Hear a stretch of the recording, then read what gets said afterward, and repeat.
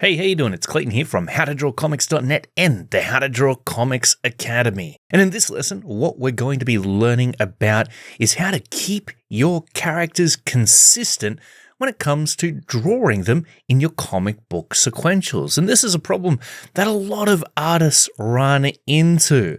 And I'm sure you can relate, where you design a really cool, kick-ass looking character and you draw them really, really well in that first panel. And then the next panel that they're featured in, you try to construct them based upon the previous design that you had, yet you compare the two and they just don't seem to look like the same character. There's inconsistencies instead of consistencies. And the thing is that the reader, if they're looking at your comic book and they experience those same inconsistencies, what's going to happen is their suspense of disbelief is going to break because they're going to see a glitch in the matrix, essentially. You know, the whole point of being a comic book artist is to draw awesome enough art that we manage to pull the audience into our stories and somewhat hypnotize them, keep them there in a trance. But the moment that they notice a inconsistency or something that's drawn wrong, something that doesn't quite make sense within the context of the rest of the story that they've been experiencing, that suspense of disbelief is destroyed. So that's why it's so important for us to be able to draw our characters consistently from one panel to the next. I mean, the other thing that it leads to is just downright confusion if you can't pull this off correctly. Without further ado, let's get started. Now, this is the first drawing that I've sketched up today. You'll have to forgive me if I'm a little rusty. It always takes a little bit for me to warm up, just like every other artist. There's nothing special about me. All right, so here we are in Clip Studio Paint, my favorite drawing application of choice. If you've ever watched any of my tutorials, you probably already know that. Just in case you don't already, however, I'm using the Mark Brunet Legendary Line Art Brush, which you can download off of Mark Brunet's Cube Brush store for free.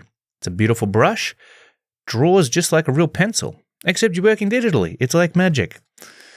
I've created a new layer over here, and we're just going to, look, here's what we're going to do. We're going to start out with some panels, okay? So I've got my ruler tool that I've just selected.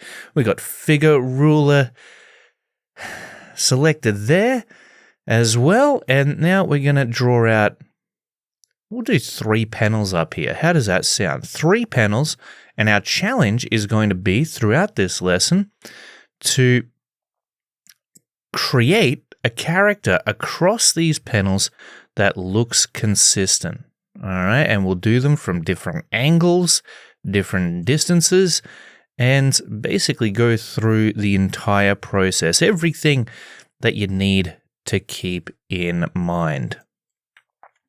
Alrighty, so let me just quickly resize these. If you're ever in Clip Studio Paint and you're using the figure ruler to lay down panels like this and you want to resize them up, just hit Control on your keyboard, select the ruler shape that you've created, and you'll be able to adjust their dimensions just like the way I am right now. Pretty darn nifty if you ask me. Okay, so that seems like some reasonably even sized panels that we've got to work with here. Lovely. You know, drawing up these panels so that they look good is half the challenge. And then what I'm going to do is take my pencil here and I'm just going to run around the outside edge. Let's make that outside edge a little thinner. Keep this looking nice and clean and slick. Nope, let's make it even thinner than that. Look at me, I'm being a perfectionist about the panels already. That's not a good sign. Panel number 1, panel number 2. Go around that a few times, really darken up that frame. And then panel number 3. Here we go, done and dusted. Pretty awesome. I used to, once upon a time, try to challenge myself to draw this kind of thing freehand.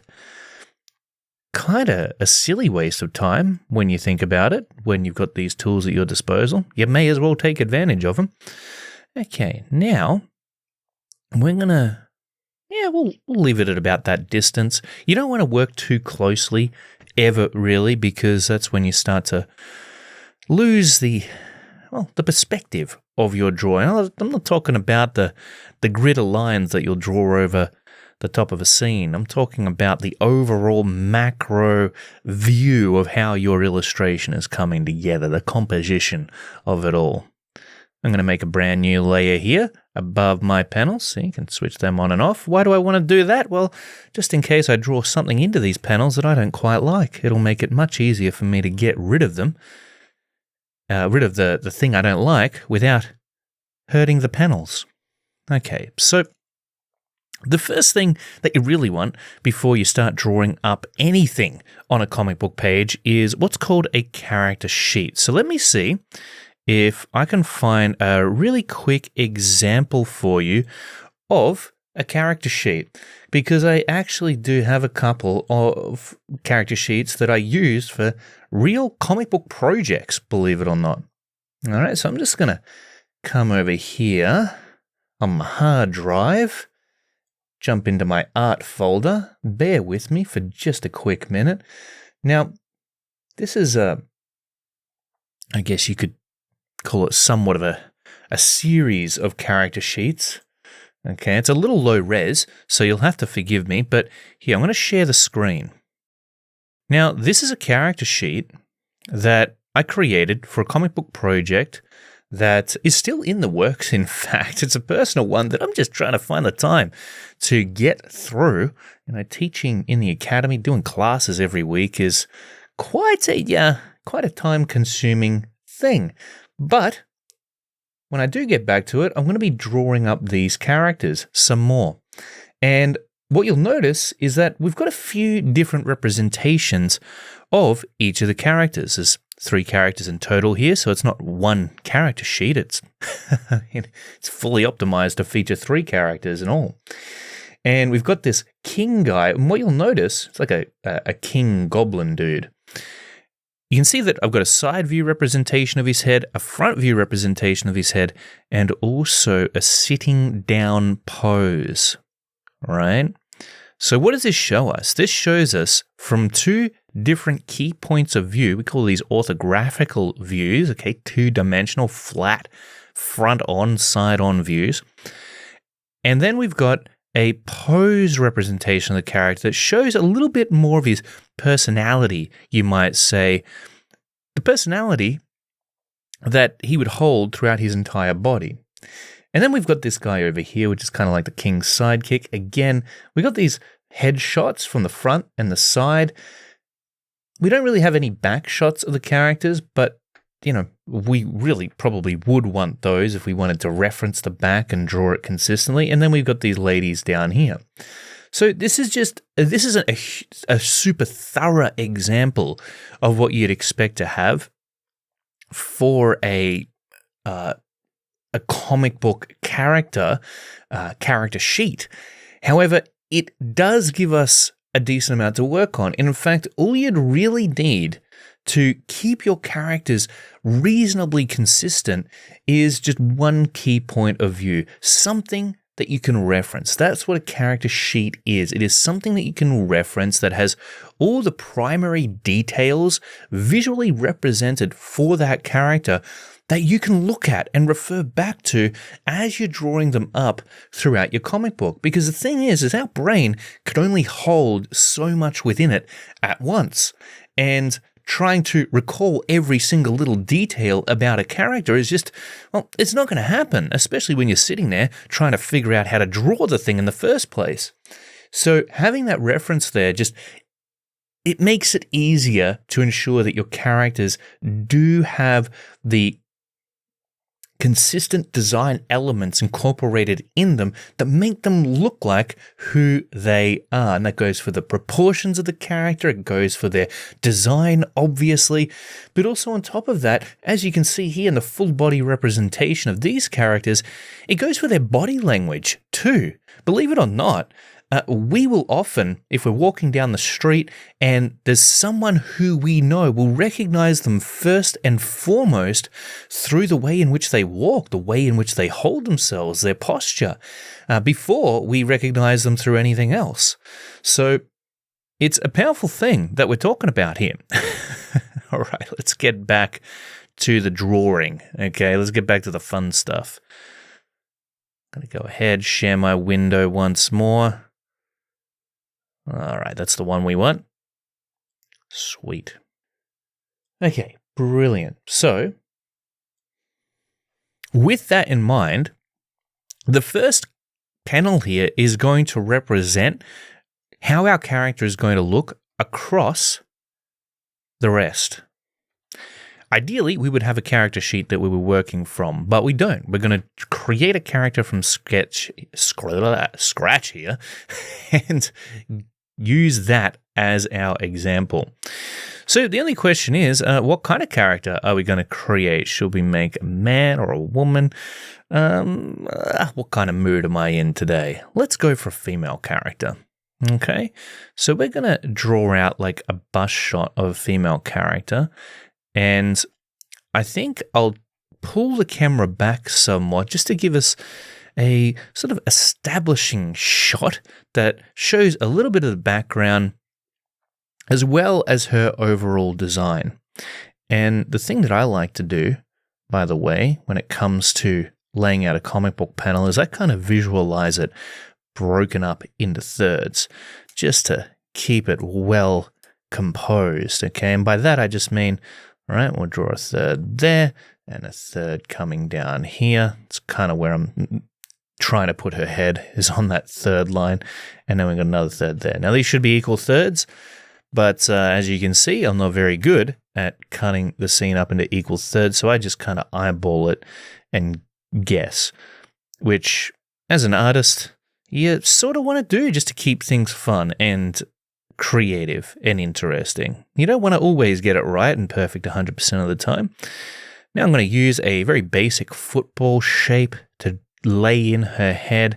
And then we want a nice dynamic pose. So you can see how her head is almost tilted that way. I'm probably going to have her looking in a downward direction on that angle, which means I'm going to have her body, let's see now.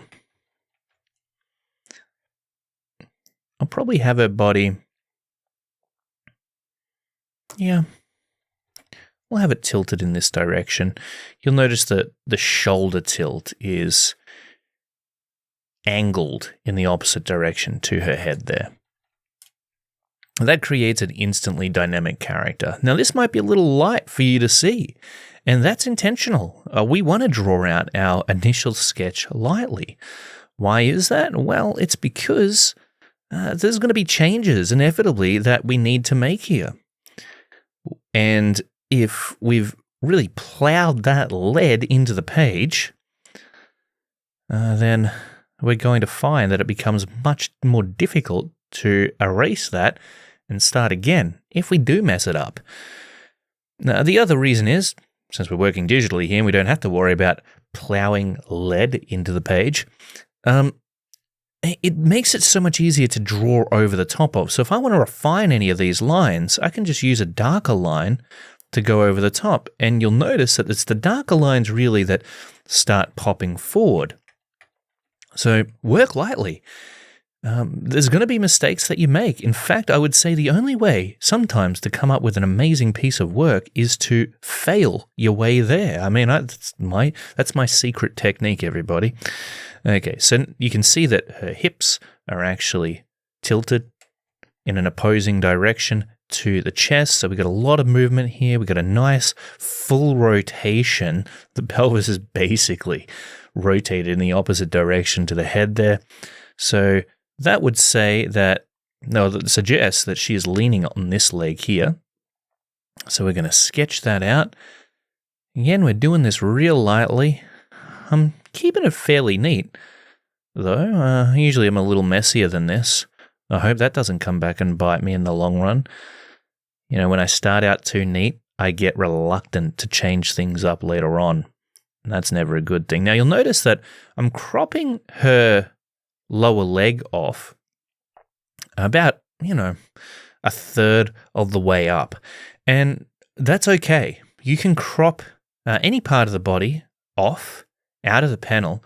The only thing that you want to keep in mind is that you never want to crop them off at a joint. So we wouldn't want to crop the character off at the knee here, because that would create a strange looking tangent, what we call a tangent. In other words, it would just look not good. So I know I wish I could come up with something more technical, a better reason as to why not to do it, but right now, just trust me on this. All right.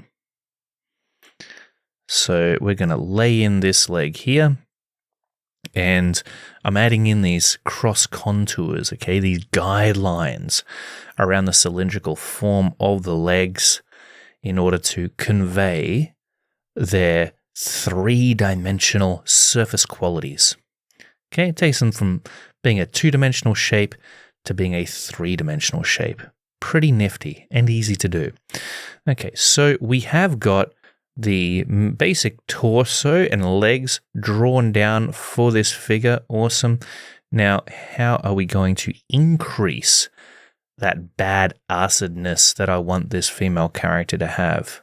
Well, I'm thinking that she's going to have some kind of heavy artillery that she's carrying in this arm. Okay. And the way that we're going to present that is in a foreshortened manner. Look, you can follow along here if you want. By all means, I know that for some of you, maybe doing a figure that's super foreshortened and dynamic like this might be a little difficult. So don't worry, that's not the point of the class. The point of the class is actually to keep your characters looking the same from one panel to the next, which is indeed going to be what we're covering first and foremost here.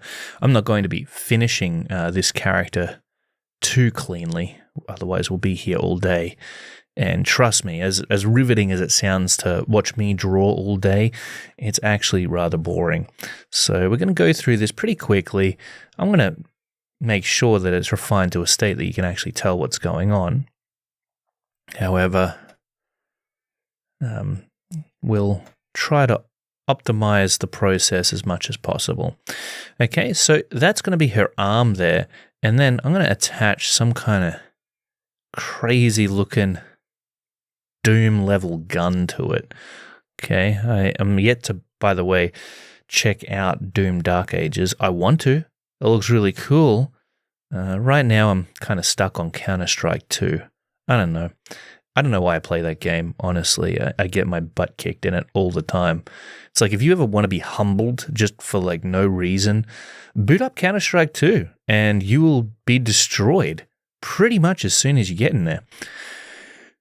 Yeah, I know playing video games, it's not something that I ever used to do, but for some reason, I guess I'm giving myself a break to get my butt kicked from time to time these days. I'm easing up on the hustle a little. Probably not a good thing.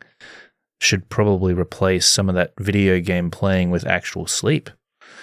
Yeah. I now do. I'm trying to catch up on my sleep a little bit more these days, actually. I hear more and more scary science about the importance of getting sleep and how if you don't, it leads to very bad things. Who knew? Okay, so we're getting this gun drawn in here, and I don't know, I'm trying to make it look sort of awesome, and if it doesn't look awesome enough, I just increase its size and make it bigger. See that? I just build on top of it. And it can kind of look like anything we want, right? Because it's a sci-fi gun and we're just making it up as we go. But the thing is, any of the crazy decisions that we decide to make here for this character's design, we have to replicate over into the other panels. So we need to keep that in mind. All right, there we go. So we're just sketching it out pretty roughly at this point. And then over on this opposite side, we're going to lay in her arm here. You'll notice that I haven't gone in and really knocked out the detail or the design on a super refined level just yet. I'm focused on the macro aspects of the drawing, okay? The proportions of the character, the pose of the character, how they're holding themselves. Because if I don't get that right from the get-go, guess what? It's not going to matter what the heck I decide to lay on here as far as rendering and all the bits and bobs of design detail I incorporate. It's going to be out of proportion if it's not drawn properly in proportion. It's going to be broken and awkward looking if the pose doesn't check out. So you got to get that stuff right first. If you can get that stuff right, then guess what? It takes the stress off of you later on down the track, and you're able to detail to your heart's content without fretting over whether or not your character's actually going to look wonky in the end. Okay, there we go. So I'm giving her a little bit of a fist pump there.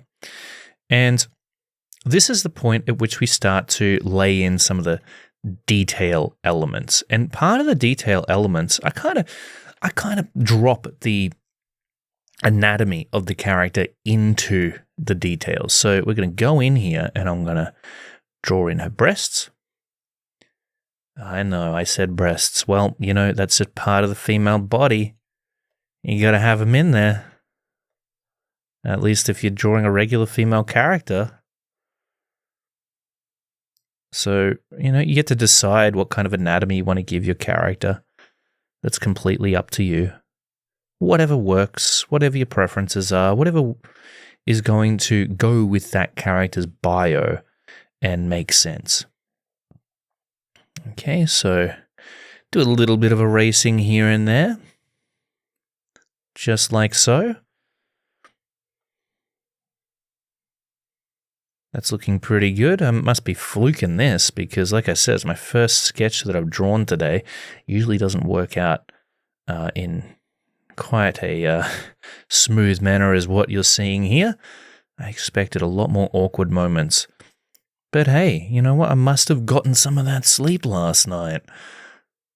All right, sweet. So we got a little belly button there. We can add in some details for the anatomy section here. I do like to do an anatomy pass before I start laying in details for the outfit or anything like that, because guess what? When the anatomy is there, it makes it easier for me to draw in the design of the outfit over the top in a way that actually makes it look like it's fitting. The next thing I'm going to do is I'm going to focus on the larger design elements that I want to incorporate here. And this will also encompass whatever I want going on in the background. I'm going to keep that pretty abstract, okay? I don't want to be drawing leaves on trees or anything nuts like that. Okay, so the hair. Now, I'm a big fan of Dragon Ball Z, so I'm thinking big, crazy-looking hair here.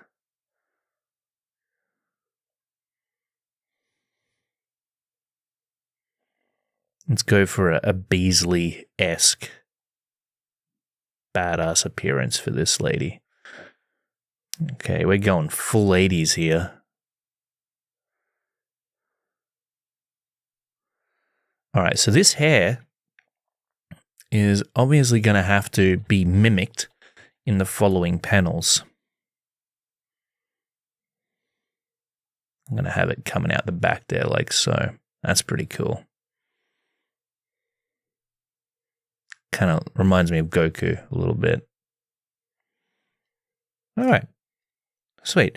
And then what I'll do for her outfit is, I might start adding in some shoulder pads.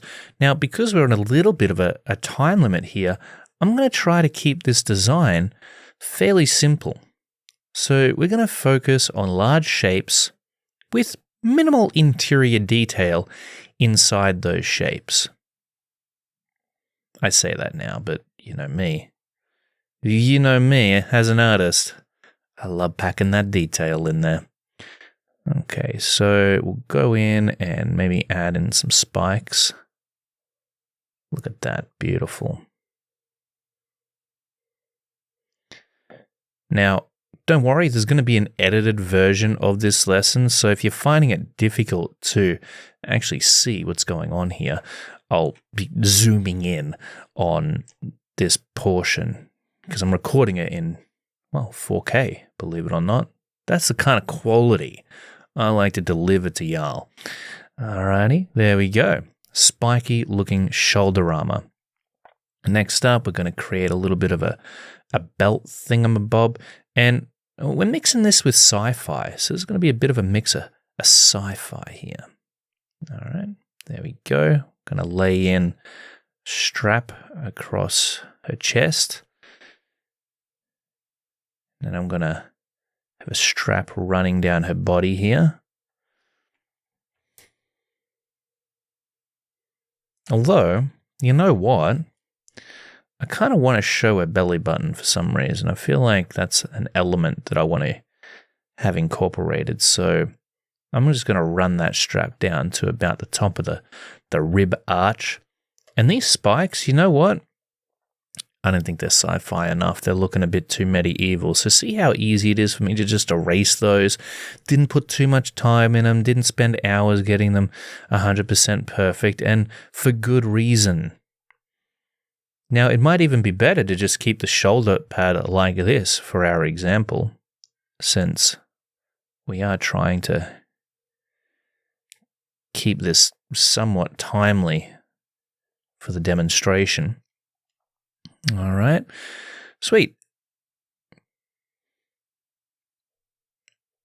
And then this upper area will... Oh yeah, that looks good.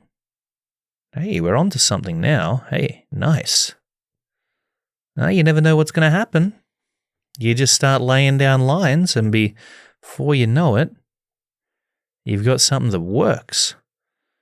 Okay, so next we've got this strap that we're going to add in around the underarm. Get that incorporated. Think about when you're designing a character, how does it function? The costuming, the hair, the cape, how are they going to move with these different assets? Okay, and now as for the rest of her outfit, we're going to bring it up, and then we're going to bring it around like so. And I'm thinking what could be cool is if we add these little tags or like elements onto the sides of her outfit there. I think that could be good. I'll do that around her shoulder pads too, just at the end.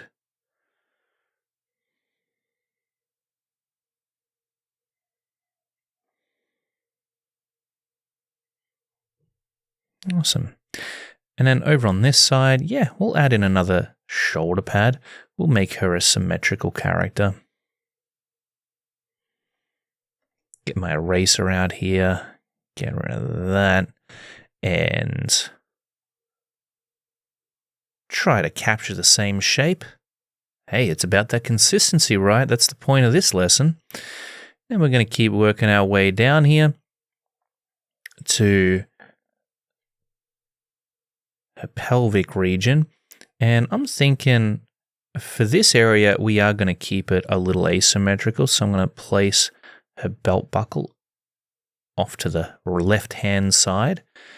And then we'll have the belt strap come down here around her hip. Now you'll notice I've drawn it straight across there. Really what you want to do with straps is take full advantage of them. And by that, I mean you actually want to wrap them around the body in order to describe that three-dimensional form it's sitting on. Just like we did with the guidelines that we placed around the forms earlier. Okay, and then what we're going to do is maybe add in a pouch or two. I mean, we're drawing comics here, and I'm very inspired by the 90s, so you can bet that there's going to be pouches involved.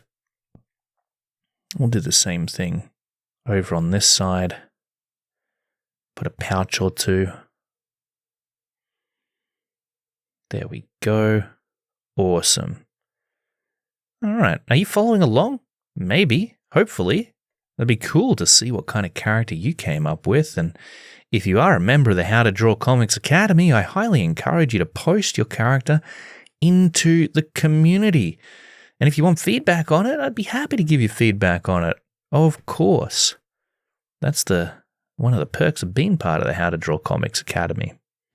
And if you're just watching through social media or online, then definitely tag me in whatever you create throughout this lesson. All right, sweet as. I'm liking the look of this character. I'm probably going to fall in love with her by the end. You know, back in the day when I was teaching in the classroom at TAFE and university, I'd be doing these character design demos for games design. That's what I taught in back when I was a younger man.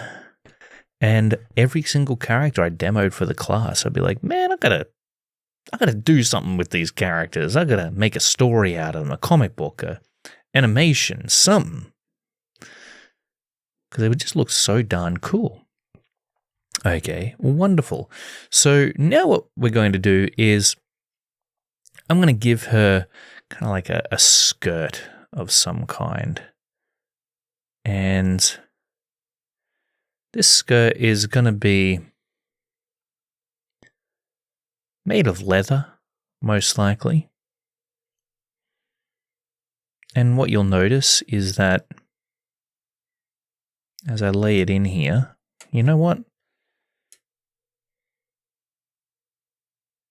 Let's see. Yeah, what you'll notice as I lay it in here, I'm trying to give it a little bit of motion. Okay? In fact, something I think will work really nicely here is if we have the leather coming down and around that leg, like so. Look how dynamic that looks. Now it looks like the leg is actually affecting the positioning of that leather skirt, which, hey, increases believability, which is what we're here to do, is to pull our audience into the story that we're creating with undeniable believability, the kind of believability that makes them forget where they are at the time that they're reading our book, because we want them absorbed in our world completely and utterly. We're going to hold them there for as long as we can. Okay, that's looking pretty sweet. And then, oh look, as for her legs, I think we'll just leave them as is for now. Oh, why not? Why don't we go ahead here and give her some nice big knee pads, hey? Why don't we have a little fun with this? See that I just can't leave it alone. I was going to leave it alone, but I didn't. I decided to take it all the way. So we've got a pretty interesting design going on for the character. What I'll probably do with the breastplate is add a few spikes to it as well, just to finish it up. Well, not spikes, these little circular indentations. I think they're pretty cool.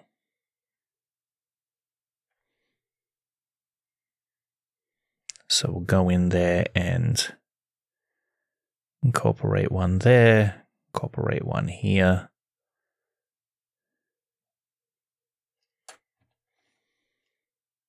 Yeah, or not. Let's just leave it like that. And then down here with the knee pad, we'll go ahead, add these little circles up the top, leave the bottom fairly bare.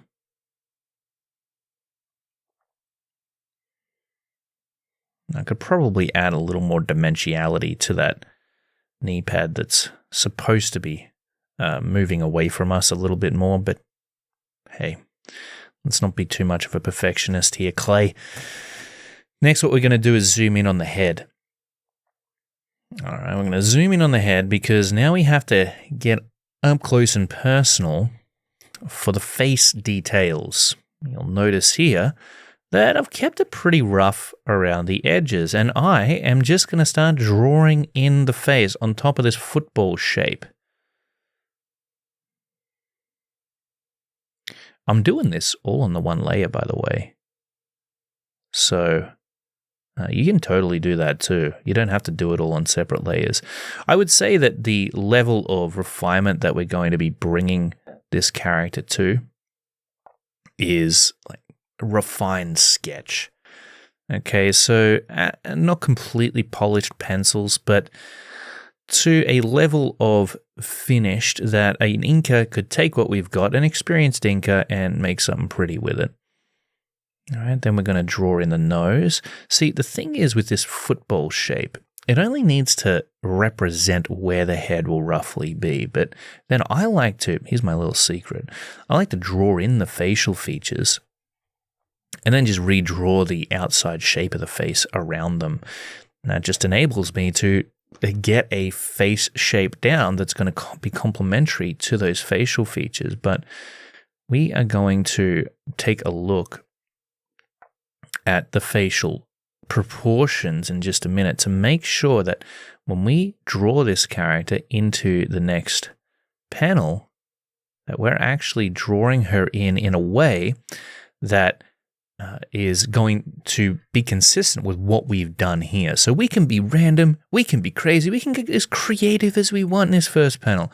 Okay, the only caveat is that we got to make sure that we replicate it in the following panel in a consistent manner. Okay, so all those clothing design attributes that we incorporated, all of that, we're going to make sure that it's present there in the following panel. Okay, so then we're going to draw in this beautiful cheek of hers and we'll chin down here. Okay, I call this the Eggman method because the head starts out looking like an egg. And look, this might not necessarily be the best approach for a beginner just because they may not be familiar or be able to visualize how a head should look in 3D. But as you become more experienced and you get used to the sort of proportions that you're working with, this is certainly an approach that's kind of fun and a little bit creatively liberating. All right, and what we'll do next is maybe add in a little bit of a cute detail there. Add some line weights around the mouth section, especially where the opening and the corners are. And then we'll give her some pupils and an iris. We'll just get those sketched in there real quick. And then finally, we're going to attend to the hair. And I'm thinking we're going to give her a nice big fringe here that comes down and around and maybe up here a little bit. There we go. Look how fluffy and 80s styled, mixed with Dragon Ball Z that is. Okay, and then what we'll do is we're going to take a bit of this hair and we're going to run it down around her neck. And that's just going to look nice and feminine, but also energetic. And we want that energy there in our characters, always. We want to be injecting as much life into them as possible.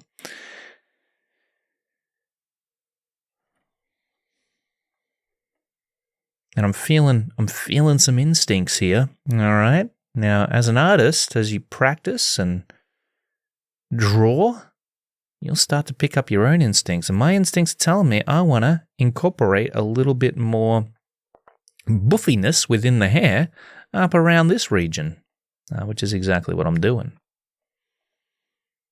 Okay, so that's looking very nice. I'm pretty happy with that. I don't know why things are going so smoothly in this demo. I must have really gotten a decent slumber last night, apparently.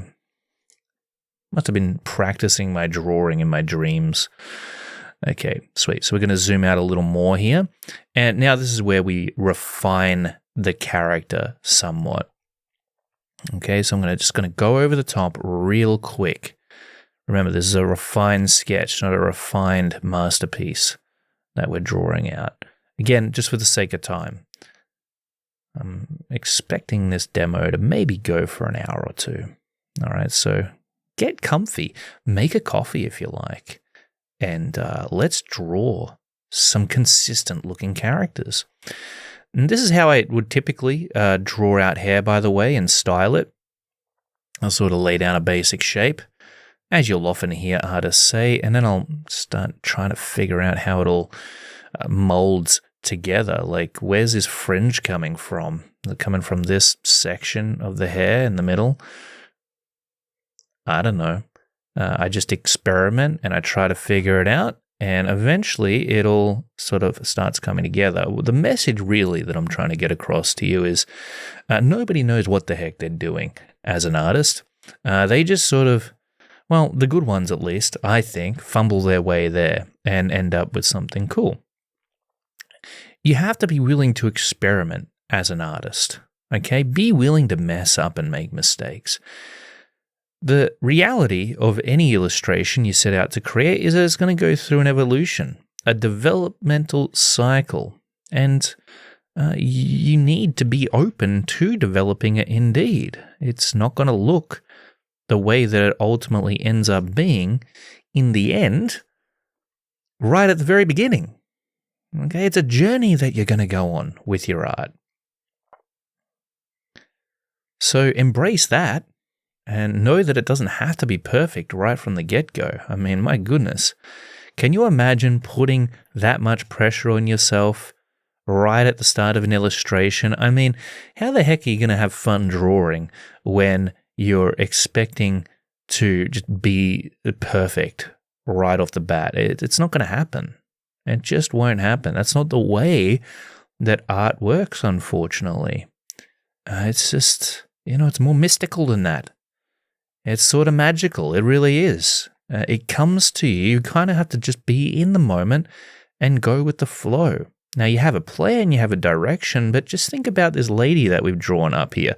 I had no idea what the heck I was going to create. Now we've got this beautiful looking lady character that, who knows, maybe I'll create a comic book out of her one day, a fully fledged comic. Just imagine that. Or maybe you'll get inspired by her and come up with your own medieval / sci-fi looking character. And I guess, I did mention Doom Dark Ages, didn't I, at the start, which is indeed sci-fi, medieval. Funny. But yeah, you just never know what will come of the first line that you lay down onto the page. So be okay with not knowing exactly where it's going to lead, because it might lead somewhere much better than you could have ever imagined in the first place anyway. Have a general idea of what you want. So you're on a mission, you got some references up, but then you got to let go a little bit. Okay, you got to jump out of the pilot seat and let your creativity take over somewhat. And I know that seems really airy-fairy and probably doesn't make a whole lot of sense. It seems like a total cop-out, doesn't it? But how do you actually do that? Well, I think that the best way to do that is to have fun with your art. As you're drawing, turn on a nice track. I like to listen to, at the beginning of a drawing, ambient tunes that kind of set the mood of whatever subject it is I'm tackling. Or I'll start out doing a drawing like this where I'm talking to an audience of people. It kind of distracts me, so I don't focus overly hard on it and trying to make it perfect in the beginning, because you just got to keep that pencil moving, right? Like, I can't just sit here and correct anything for too much of an extended amount of time while I'm demoing it in front of you. So, yeah, just try to not self-monitor too much, all right? Because when you self-monitor, what's going to happen is your head's going to be taken out of the game. It's not going to be where it needs to be.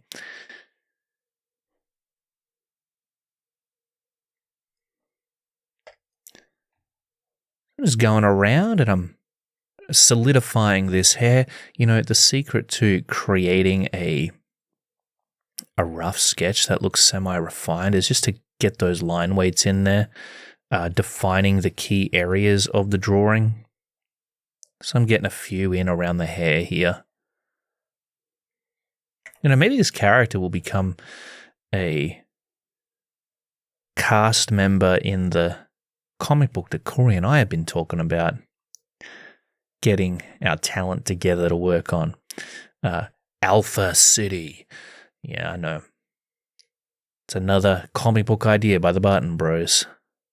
But we've been talking about it, and it's actually a pretty cool idea, believe it or not. And we think we could come up with something pretty crafty that you guys would probably dig a lot. At least that's the hope. And I can see this lady being in that. Maybe we should develop her further. See, like I said, I'm falling in love with this character. It's just like back in the day when I was teaching the students live there in person. And I'd come up with a cool character to show them, dreaming of the stories that they'd take part in. It's exactly what's happening here. Can't escape it. I love character design. It's so cool to watch a character come together to somehow just manifest from your imagination. I mean, there's no other feeling like it. The power to be able to do that as an artist. I mean, heck, that's one of the key reasons that I love being an artist. One of the reasons I love drawing is to take a thought, an idea, and then show other people that idea in a tangible way, visually. The visual sense, it's the most powerful sense that we have. I mean, take away your eyes and, I mean, it kind of sucks, right? Like, you can't appreciate brilliant art. You can't appreciate nice scenery and whatnot. Now, if you don't have sight, you'll have to forgive me. I'm sure you still have a nice and wonderful experience of life in your own way, but you get my drift. Having sight is a good thing, and the visual experience of life is something that is undeniable. And when you can tap into that as an artist and show people what it is you've got going on inside your mind, and hey, I guess it's not confined to visuals. Hey, you got music artists out there that certainly express themselves through their music. So, I mean, I guess creativity in general is there to stimulate the senses and give people an experience, which when you think about it, because reality is perceived through the senses and really nothing else, at least physical reality, you're ultimately giving them an altered level or an altered experience of reality, aren't you? When you create something from your mind to show them. It's pretty cool. Pretty darn cool. And it is an altered experience of reality, especially when you put a comic book that you've created in their hand and they get completely drawn into it and they're seeing themselves as the character. I mean, how awesome is that? So we've got our character created here. We've got a bit of a design going on. Now, we don't need to even keep the design here super tight. What matters is the face of the character. That's the most important part. As long as we can get the general forms and shapes defined throughout her design, the rest is, we got an idea of the primary silhouettes that are going on in the interior of the design. It's really the face that we want to capture. If we mess up the face, that is when things start to fall off track in a very big way. You get everything else perfect. You mess up the face, though, and you're pretty much done for, unfortunately, as a comic book artist. Now, I'm going to show you a trick here in just a moment that I've observed from good old Frank Frazetta for the background. And I just find this to be amazing. In fact, I notice Mark Silvestri uses it a lot too. And you know I'm a fan of Mark Silvestri. Love Mark Silvestri's stuff. Okay, now that's 4 fingers, isn't it? Yep. Cool. Now, not getting too fancy on the hands. Yes, hands are difficult to draw even for me. So I'm going to just sort of fudge it there and pretend like no one noticed. We got a bit of a gun going on. I'm just going to go around the outside edge of it, define the larger shape, capture the silhouette, and then we will move on here to the background. We'll zoom back out, do a little bit of erasing. Let me get this lined up again. Okay, good stuff. We got some hair down here that managed to make its way from the top of the head, so we'll refine that a little. Look, drawing hair is time consuming. There's no doubt about that.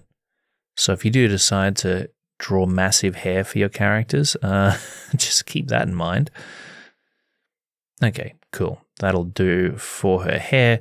We're going to call this guideline that we incorporated into her leg earlier, we're going to call them stockings. Could even have some holes in those stockings. There we go. Make them real torn up and tatty. And there's other things that we could incorporate into this skirt, by the way, that would make it look even more like leathery and whatnot. We could add in a few straps across the front here, maybe across the side as well. So check this out. This is a fun little technique I like to incorporate from time to time. All right, so once we've done that, we can go ahead with the eraser now and just get rid of those lines in between. Produces a pretty neat effect. Makes it look more detailed than what it actually is. All right, there we go. And now these breastplates, I'm not all that happy with. I might go ahead here and just get rid of that, and maybe we'll leave them as bare.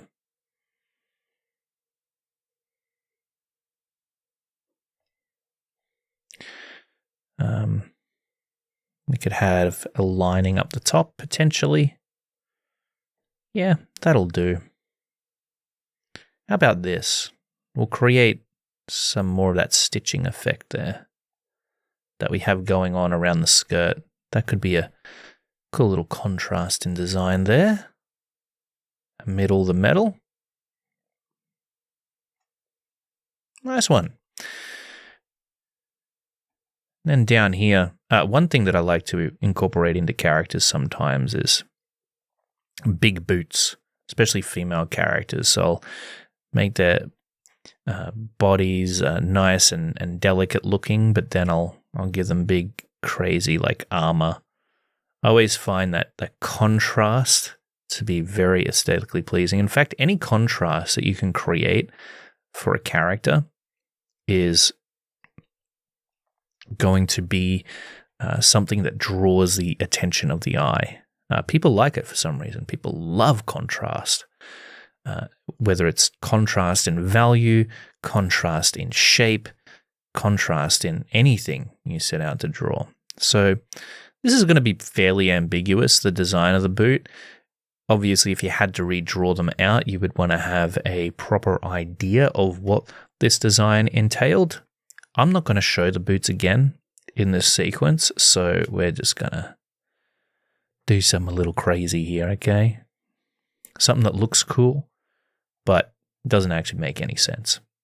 Now, that's a note that you can take from Kim Jung-ji's book right there, is he would just sort of draw stuff that looked like it was something, and oftentimes it was something, but it wouldn't necessarily be accurate, and sometimes it wouldn't even make sense, but it looked cool. It's the rule of cool. That's what we're talking about. Okay, wonderful. And then I'll draw a little bit of a rim around these knee pads. Go over the leg once more. And now that I'm looking at the head from a distance, I can always incorporate some additional line weights there to make things stand out. Maybe add in a strap over her hips here. That could be a nice little touch. Am I right? There we go. Beautiful. And we'll do some erasing, just polishing up the anatomy. Look at those lovely wide hips. Now, I didn't intend to draw a fully fledged character design here today, but I guess it's a bonus, and we needed to do it because, this is the example that we're going to use in order to draw a character consistently from one panel to the next. Let's go in there and just round out that elbow a little bit too pointy there. Okay, there we go. So not super polished, but polished enough for what we need in this demonstration. And as for the background, like I mentioned, what you can do is something that Mark Silvestri talks about a lot, which is fog. Okay, so we could create, a cool, destroyed city here in the background. Maybe some buildings that have fallen over, right? Something like this. And you'll notice that Frank Frazetta does this in some of his black and white work especially. I mean, he essentially just draws a platform for the character to stand on, and that's all he needs to get things going. But we'll create something a little bit like this, and it'd work for a comic book panel, I'm telling you. You don't need anything too nuts, too crazy to really give a character a sense of place. We'll add it in over here too. And so what we're going to do is we're going to detail out this section a little bit, but then down here, we're going to leave it bare, baby. We don't need to worry about that. Okay, so we'll add in a little bit of detail here, and we'll suggest that there's just fog between her and this backdrop, which would kind of make sense in a post-apocalyptic world. Right? Now, I'm not going to be crazy enough to draw windows and stuff into these buildings. I don't want to be stuck here drawing windows. I don't like drawing cityscapes, if I'm being quite honest with you. So if Corey and I did do Alpha City, what would happen is you would see a lot of rubble, a lot of ruins, and it would look much cooler than just a cityscape. That's what I can tell you. All right, so broken buildings in the backdrop there kind of suggests buildings without needing to add too much detail to them. We don't want to draw a whole lot of attention to the backdrop anyway, because, the thing is, that would take focus away from the character. We want the audience's focus to be on the character, okay? So just be mindful of that. You see artists who go nuts on the background and just detail it to the max, and what ends up happening is your eye doesn't know where to land. There should be a very clear hierarchy visually on your comic book page as to where you want the reader's eye to wander.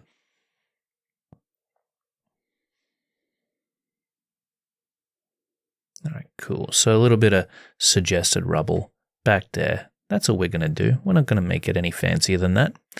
Moving on here. This is where the analysis happens. Okay? Here we need to actually look at the character that we're dealing with. So let's zoom in, get up close and personal.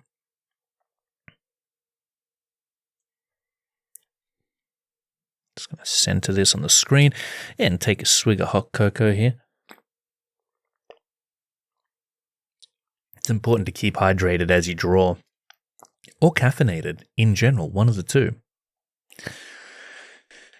Okay, so let's take a look at this character a little more closely. And the key things that I want you to focus on that's going to allow you to draw your character consistently from one panel to the next, it's going to be the proportions, it's going to be the body type, it's going to be the level of physical fitness that character has.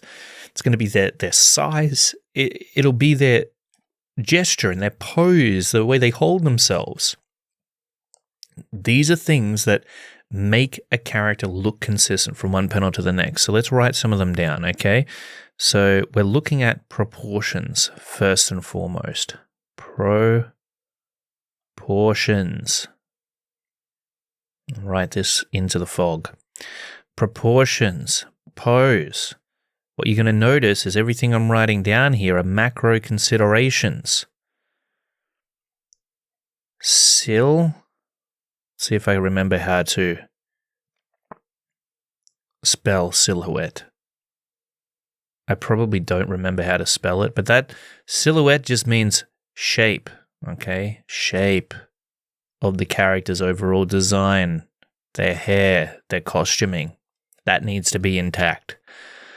Next up, we have the body type. Body type.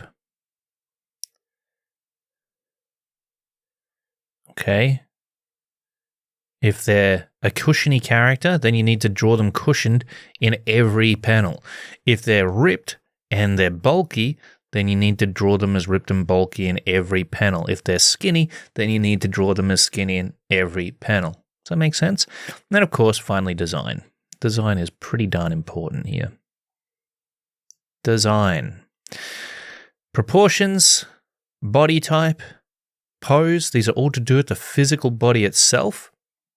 Silhouette and design are to do with the design of the character. Combine those things and you will have, my friend, a very close to exact replication of your character. So let's draw out a close-up presentation of her here in the next panel. To do that, I'm going to zoom out once again, especially when it comes to faces. Look, if you're working zoomed in right up close on the face, you'll find that if you zoom out, it's going to start looking whack. Now, before I used a basic oval shape in order to establish the face initially, and that can work quite well. Another way to do it is using the Loomis method, or a derived version. Does that make sense? Derived version of the Loomis method. A derivation isn't a word, I don't think, so I can't use that. A derivative. There you go. Derivative of the Loomis method. I knew I could kickstart that vocabulary if I just thought really hard about it. All right, so here we go. I'm going to start out with the oval, of course, to get the general pose that I want for her head down. So this is going to be a close-up shot of her face. And what I'm going to do here, you'll notice, is I've got the axes of the head angled, and we're going to be looking up at it. Alrighty, so we're going to have her facing straight forward toward us and looking up. And this is how I like to construct that. And I'm going to show that she's holding her gun up now, all right? So keeping that gun consistent was probably going to be an important thing.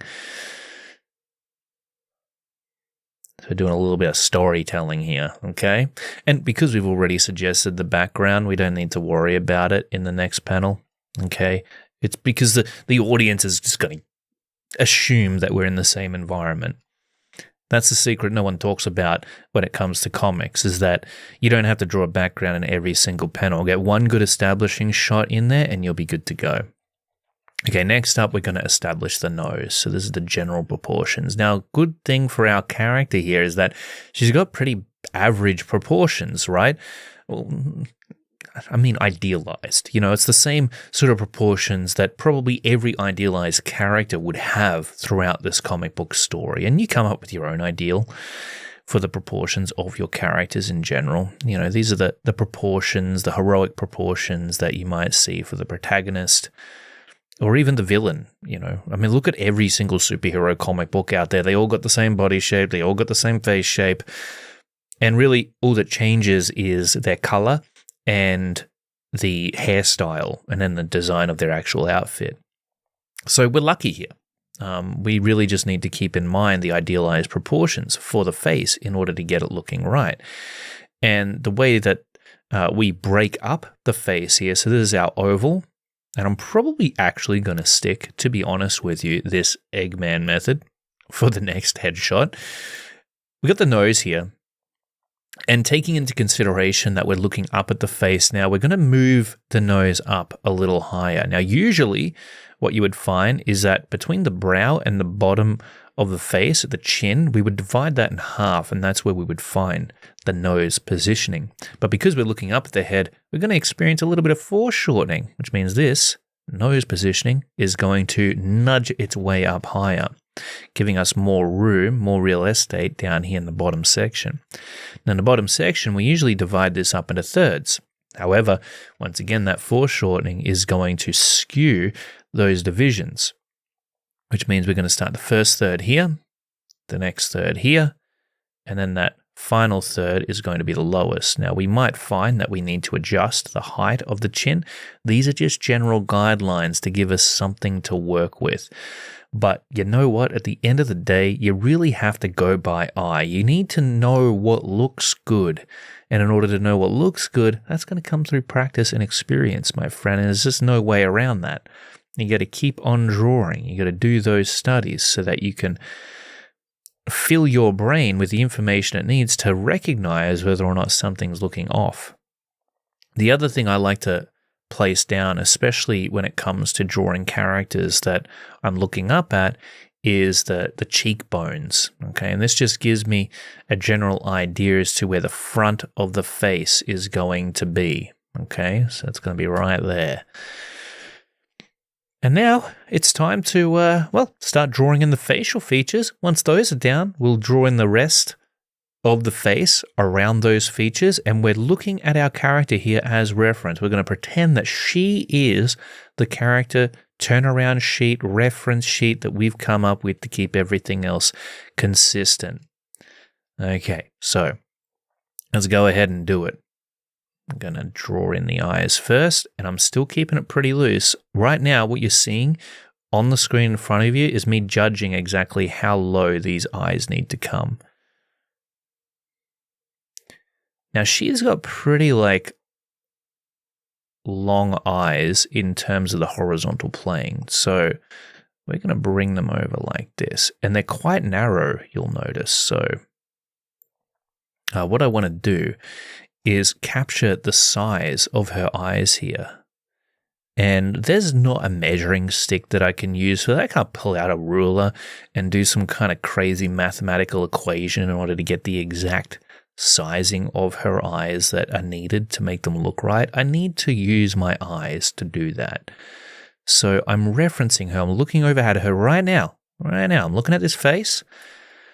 This beautiful face, and I am attempting, as I draw this eye in, not only to capture the shape that that eye needs to be presented with when we're looking up at it, but also the correct size for the character.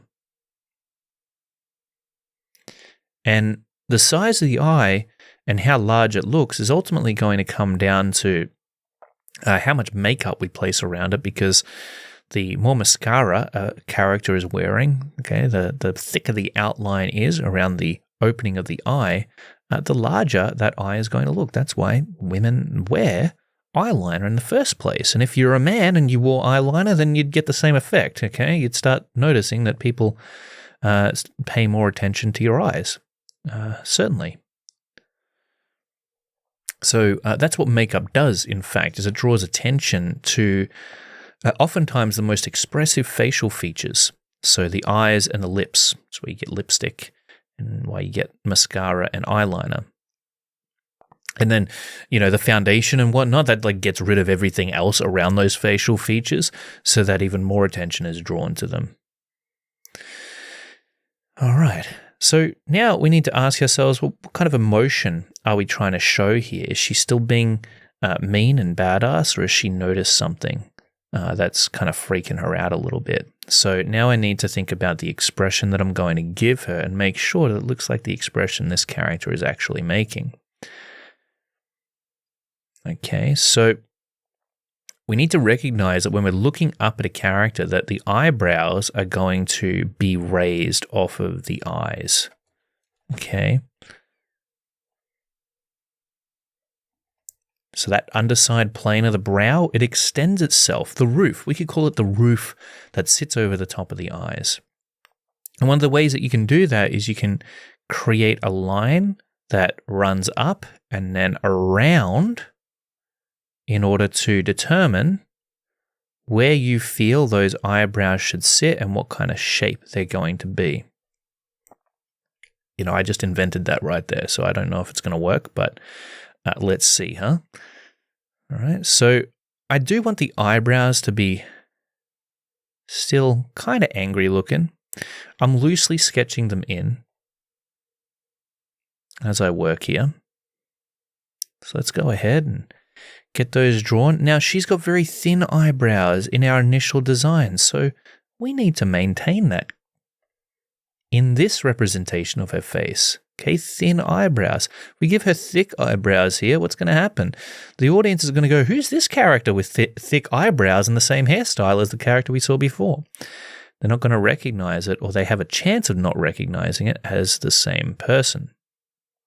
We also need to think about where these eyebrows align with the eye. And in the previous representation, you can see that they kind of come a little bit further across than where the tear duct is placed. So we're going to want to drop them about there. That'll work. We want the same shape for the eyebrows as well. That's important. You can see that they're a little longer in the previous version, so we're going to give them that length here too. And then we'll run it around and down. And there we go. By the way, remember that I'm going to do some question time after this lesson, so drop your questions into the comments, and I promise I'll get to each and every single one. Okay, so once we've got the eyes drawn in there and the brow, we're going to jump down to the nose. Now, she's got a little pretty cute nose, and the way in which we draw a nose from the bottom up representation is I like to lay in this shape. You can see I'm drawing it in very lightly. It might be hard for you to see, but it looks kind of like that. And we're not going to add a whole lot of detail to this, okay? So we're going to figure out what's the dark side of her face going to be. We'll say that it's the right-hand side, which means we'll lay in a bit of a contour there, okay, just for the base of the nose. We'll run that down. Everybody's going to have their own style, by the way, their own representation of how they like to draw the nose. So just because I'm drawing her nose in my way doesn't mean you have to draw it in the same way, okay? Pick the style that you want to go with. Maybe you're influenced by another artist. Maybe you've come up with your own style and you like that better than what I'm showing, then by all means, go for it. Now, what we can do after that is we can get rid of this guideline, and that's what we're left with. Now, you have to be careful because what you can end up doing if you don't pay attention is you can end up with a snout, more of a snout than a nose in this view. So don't lift those nostrils up too high. If it starts to look like a piggy nose, you gotta lower that down. All right. So next up, we've got the opening of her mouth. Now I'm going to figure out how high do I want those lips to come up. Look at this initial version that we did. You can see how high the lips are placed. She's got a small mouth too. Now the mouth, it's actually going to expand since we are looking at a foreshortened representation of the face here, but it's still going to appear small in comparison to maybe a regular mouth. So I'm even looking at the thickness of the top lip there in order to try and get this right. And I'm opening the mouth now. I'm going to ask myself, what kind of emotion do I want to give her? I'm thinking something a little cheeky, maybe a slight smirk.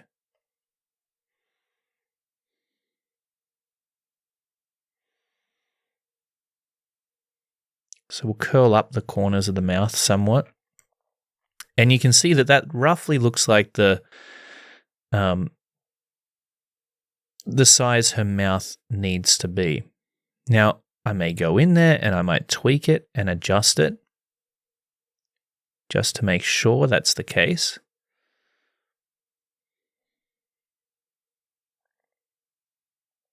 We're going to have her bottom lip placed in, of course, too. So let's get that down. And you'll notice at this point with the egghead outline sketched around her facial features, it doesn't look much like her at all. So we need to tweak that outline quite considerably. Before we do that, though, let me go ahead and finish up the eyes here, because the eyes and how we add in the makeup is, in fact, going to change our perception of how large this facial feature is. We'll do the same with the mouth too. We'll add in some lipstick and just try to determine exactly what it is we're working with as far as their scale and positioning and presentation is concerned. At the end of the day, we need to get a proper view of that in order to figure out exactly how large the outside of the face needs to be in comparison. So we're going to give her, she's got some pretty thick eyelashes there, but they're not super thick. We are looking at a close-up version of her in this instance, however, so we'd get a better look at the details of her eyes. So that may be too thick ultimately. That might make her eyes look just too large. We don't want her to look like a different person. Maybe we can get away with that.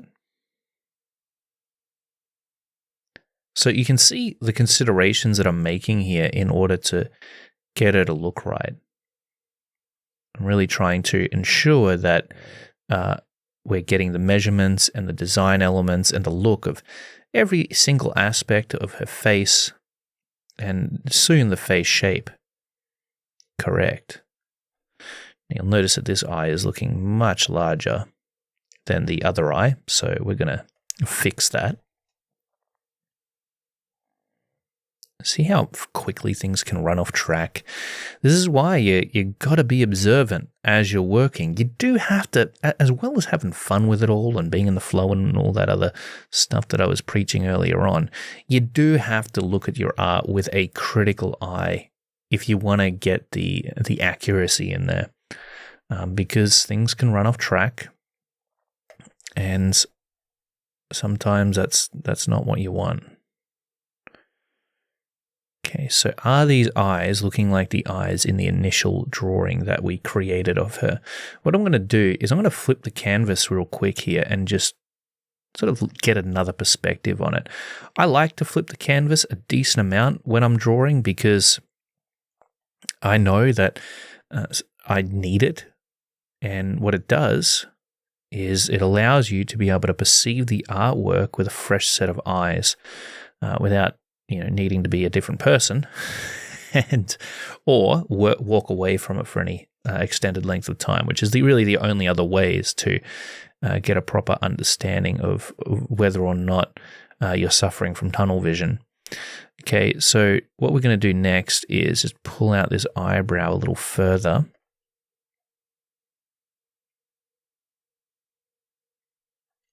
There we go. And I'm flipping the canvas constantly, by the way, when I'm actually drawing out a page for real. I'm not doing it too much here because I don't want to disorientate you. Obviously, because this is a close-up presentation of her face, we're going to get a little bit more detailed with it. I'm going to get a few more sketchy lines in there around the eyes just to give it some depth.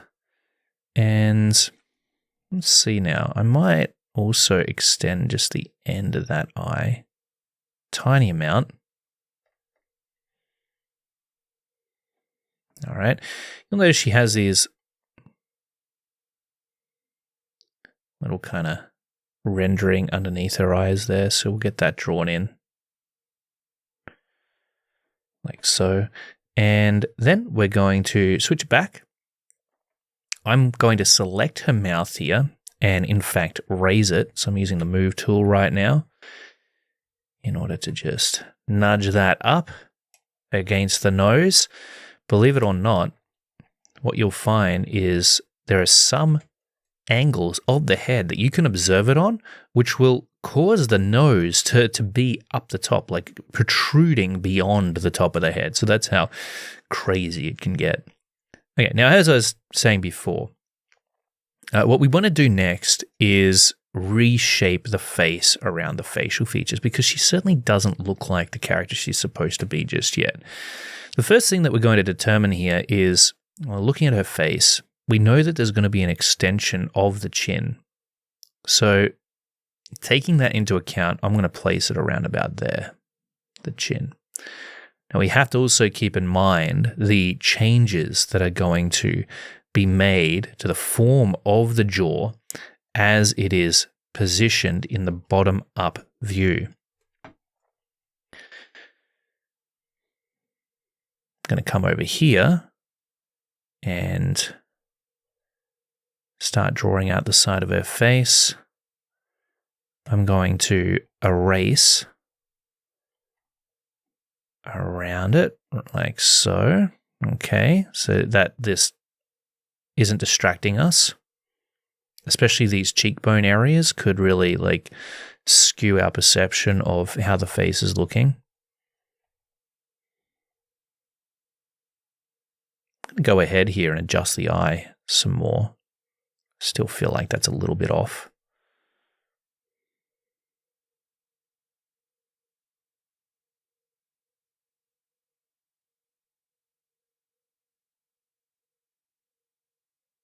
You know, drawing the face from the front like this can be tough.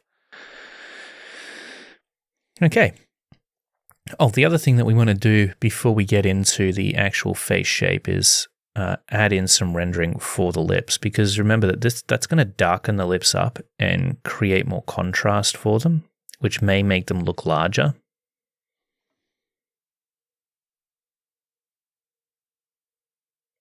So we just want to make sure that they're kept in check there.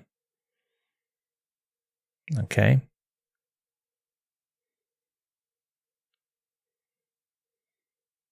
Add in some line weights around the opening of the lips there. And then here we'll add a highlight on top of the lip.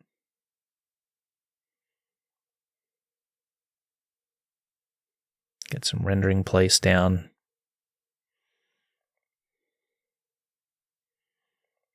And just darken up the value around the lips. Now remember, the main areas that we're going to be adding line weights to are the corners of the lips and then the opening. Okay, so you can see the proportions here are stacking up pretty good.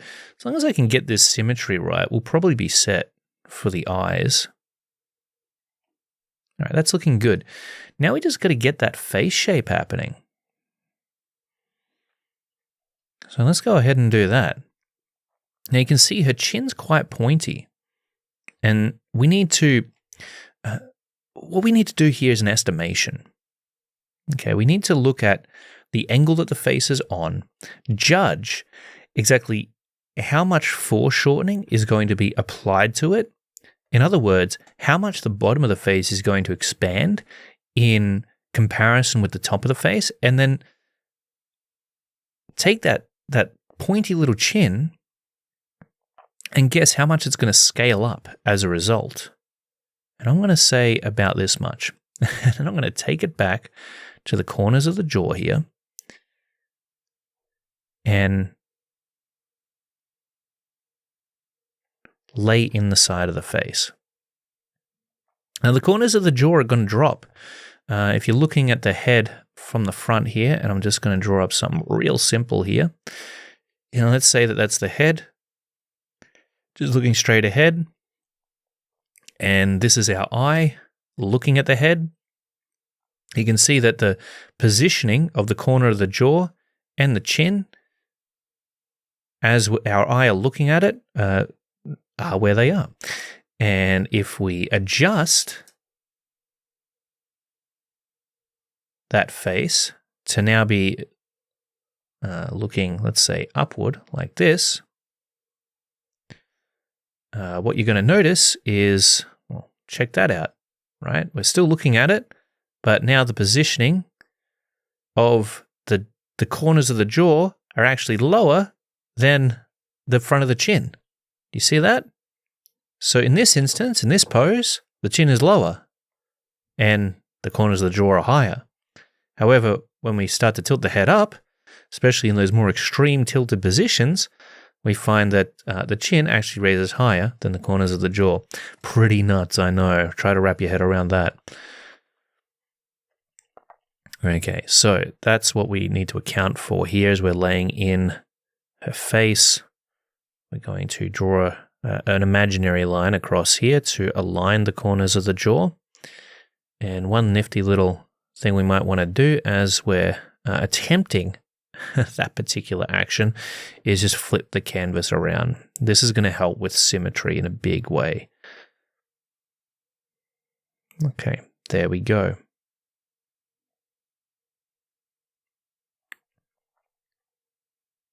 So then we'll run our contour up the sides of the face there.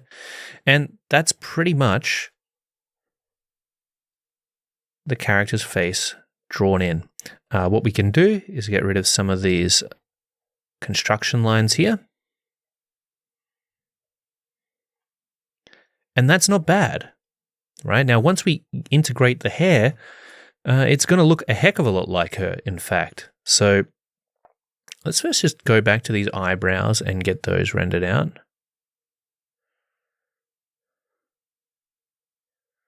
So we'll darken them up. Alrighty. And you'll notice that her neck is probably a little too long now because of the adjustments that we made to her chin in its height. So what we'll do is we'll lift that collarbone up.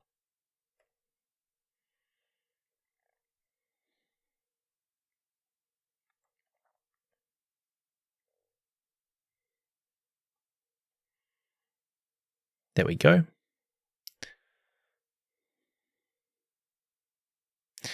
And now let's draw in that hair, because that's what's really going to give us the home run here. All right. The hair is going to come down. And we'll just roughly draw it in first. This big bit off to the side. Let's draw that out. And do a little bit of erasing up here. Get rid of that. And, there we go. Look, hair, it looks really cool, but boy, oh boy, does it take up a heck of a lot of time. I mean, if you're looking at hours put into a drawing, the hair is definitely going to hog up a few of them. So just keep that in mind the next time you want to do crazy hair like this. You'll notice this hair actually comes out here. And look, its positioning is going to shift because the head has shifted. Okay, the camera is now viewing it from below. Now, the other thing that you might want to do when it comes to drawing consistent characters, if you have a character that you're trying to make sure that is basically downloaded in your brain so you can draw it from any angle that you want, whenever you want, the thing that you might want to contemplate is actually practicing that character a few times over. So getting out your sketchbook and just drawing out a bunch of facial expressions that character might be doing. And, you know, we go over that sort of process in the How to Draw Comics Academy, drawing facial expressions for characters. But certainly you can imagine, just based on what we've done here, that you could experiment with all different sorts of contexts in which your character could be drawn before it actually ever comes to sketching them into the comic. So I'd definitely suggest that. You know, you could dedicate an entire sketchbook to a character if you really want to get to know them. Okay, so here we're going to frame her face. You can see how far over that hair is going, and then we're going to run that hair down. I mean, that'd run down into her chest region, wouldn't it? Because that's how thick it is in our initial sketch. So that means that we can get our eraser out and we'd be getting rid of that entire side of the face. But notice I still took the time to draw it in there. So even if you're going to have part of the design be completely obscured by a design asset that might be placed in a different spot, such as the hair here covering the face, you still want to know what's going on underneath it in order to ensure that you capture it correctly. So her hair actually comes out a fair way. We'll probably leave it about there, let's say. And then what we can do is pull out our eraser and get rid of these sections that are being overlapped.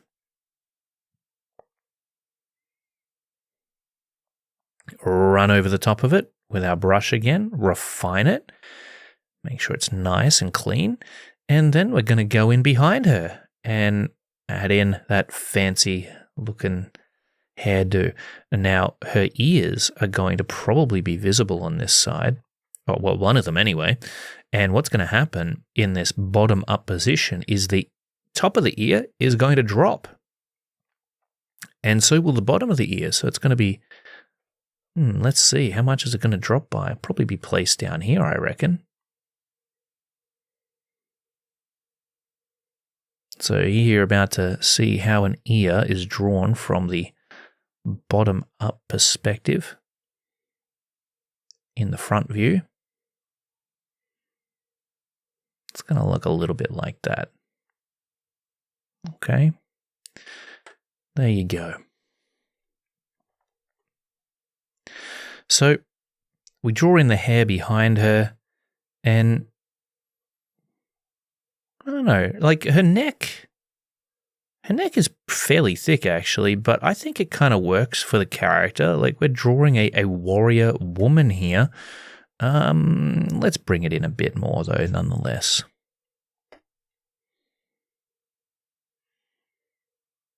Okay, because we still want her to look feminine. If you draw a really thick neck on a lady, what's going to happen is you're going to increase the masculine essence in a physical manner.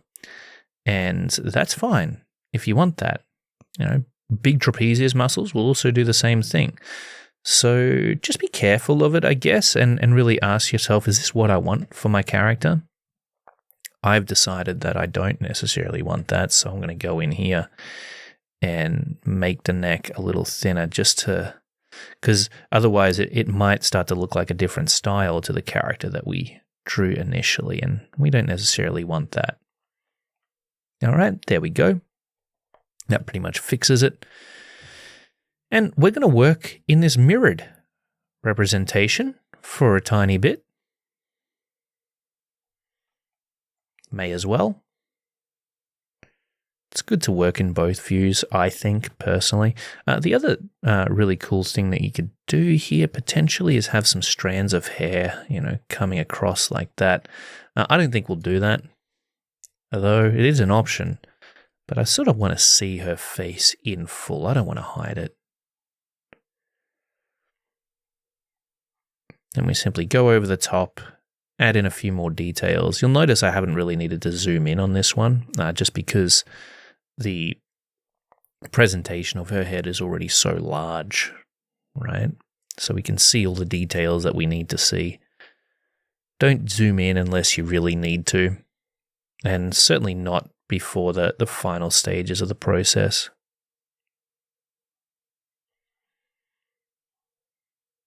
Now back here, as we find the hair is drawn in behind her, we're going to increase the amount of rendering and detail. That's going to create a sense of shading. It's going to push the hair back. The thing with hair, though, is that it's very natural. It's a very natural, organic asset within a character. And What that means is you don't want it to look too organized.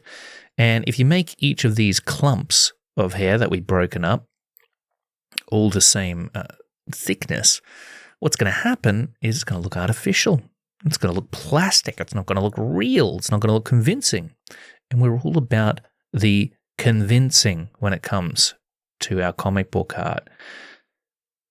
The only exception to that is if whatever we're drawing, however unconvincing it may be, looks cooler than it is unconvincing. If that's the case, then you will be able to get a free pass on it because the rule of cool applies. You know, that's what Rob Liefeld depended on as a comic book artist. And I don't know about you, but I love his work. I think it really struck a chord, even though there's not a whole lot to be said about it being realistic or accurate in any way, shape, or form. Okay, so we'll get the hair drawn up there. And even in these areas, we don't need to add a whole lot of detail. Much of what we need there is already suggested.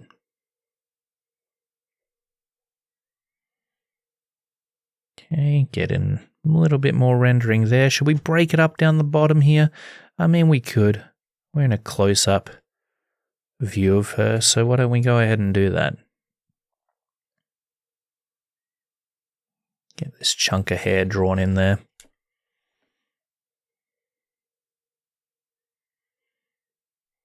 Okay, great. Now, her neck might be slightly too long. It's kind of hard to tell. I mean, a long neck on a lady isn't necessarily a bad thing. I just don't want to come back to it later and be like, damn, son, that neck way too long. That wouldn't be fun. That's the worst part sometimes about being an artist, is when you think something's good, you come back to it later on and you have deep regrets about it. Wonderful. So, as for her gun and whatnot, we can add a few details to it that are suggested. Now, the gun does actually need to resemble the same gun. So what we're going to do is just indicate or suggest a similar design for it here. If we were drawing this out for real, though, we would want to have a separate design sheet for the gun that represented it in full accurate detail with its own proportions and its own design. So what I'm doing here is just adjusting the chin ever so slightly. I'm going to draw in the pupils.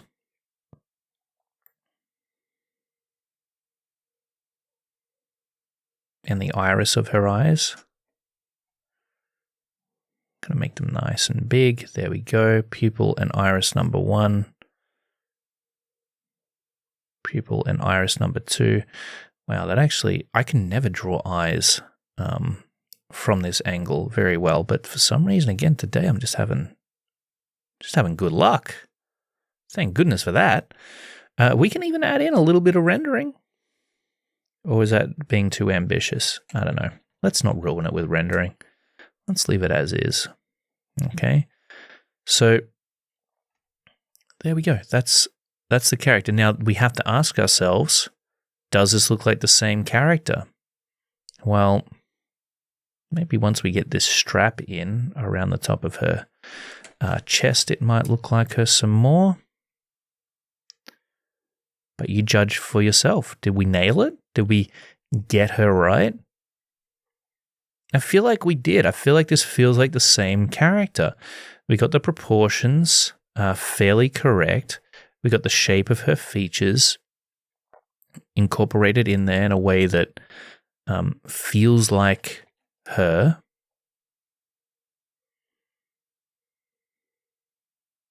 What I'm going to do here is just incorporate this strap. Now you can see that I certainly haven't captured the correct thickness for the strap, so I would have to go back and actually lower it. We'll go ahead and do that. It's pretty simple. Never worry about needing to correct your work unless you've taken it too far, then it can be a bit of a pain. But if it's just a sketch like this, just go back and correct it. Make it as good as it can be. Learn something from it. Why not? Okay, there we have it. We have a lovely lady drawn up. Let's draw a little strand coming down here just to make it look like actual hair instead of a plastic cap that we put on her. There we go. Beautiful.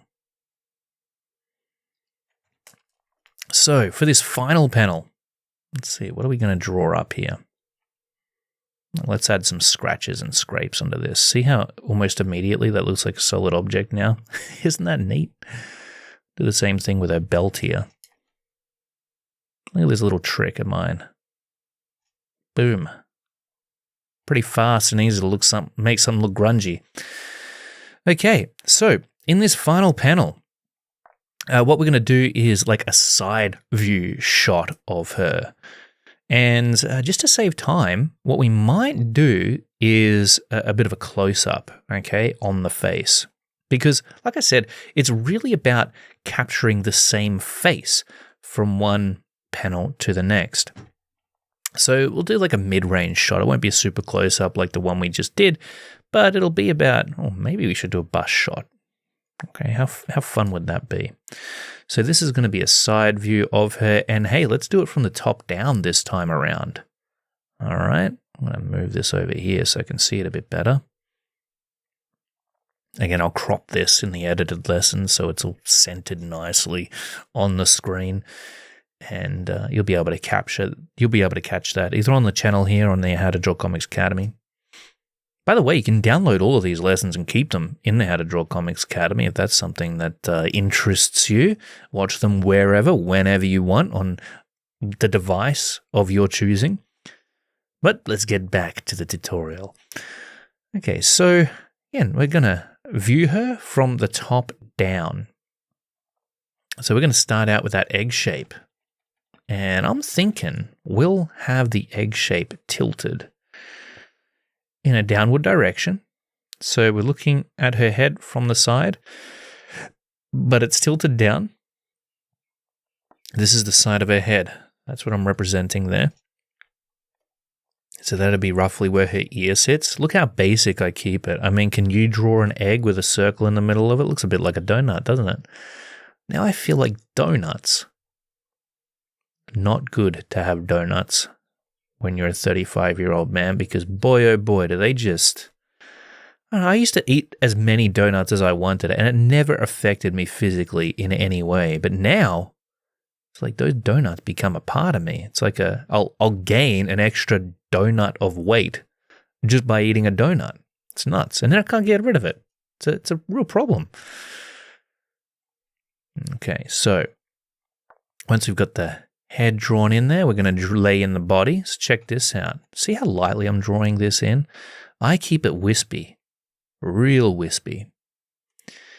And we're going to try to capture the same proportions for her body.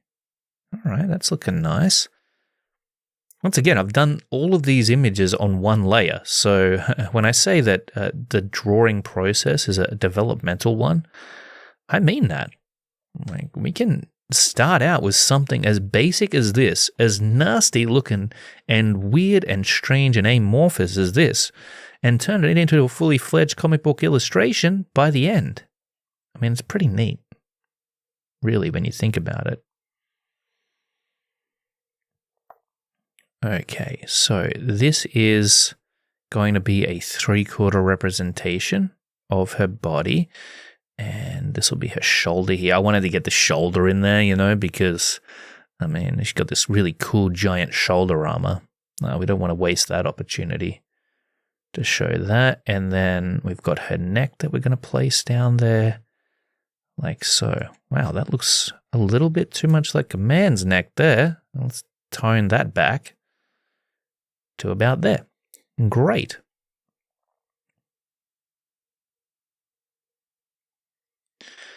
Okay, next up, what we're going to do is I'm actually going to jump back to this one for just a moment. No, you know what? I'm going to leave it as is. Stuff it. If that neck's too long, it's too long. Not much we can do about it now. Okay, what have I done here? I need my pencil. Okay, got my pencil back. I don't think that neck is too long. I don't know. Does it look too long to you? Probably is. We'll go back and fix it in a minute. All right, so what we then do is we draw in the front of the face like this. Okay, so we're just going to draw that in, sculpt out the back of it. You can see me pulling it out there. Look at that. I like to think of drawing as a sculpting process. Like this is literally clay to me. I just push and pull it and cut it into the shape that I want it to be, and then I hope for the best. All right, so remember, just as before, we're going to lay in the nose, lay in the mouth there, get a bit of an idea as to where they're going to be situated. And then I'm going to draw in some of the anatomy, and you'll notice that I'm really starting to sculpt this out now. Okay, I'm just ignoring everything I laid down in the foundations. But it's because the foundations just give me a point to start working from, okay? They give me something there to work on the page. Work with on the page. And then I just I go in there and I start to develop it. Start to form it into what I actually want it to be. And things change and they shift around, and that's totally okay. I like working in that way because you just never know what you're going to end up with. It's like a box of chocolates. You don't know what you're going to get.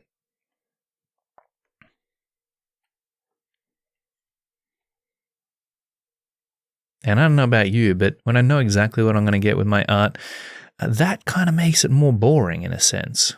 I like to problem solve it. I like to figure it out. It's like a fun puzzle game. And one that I'm actually okay at, unlike Counter-Strike.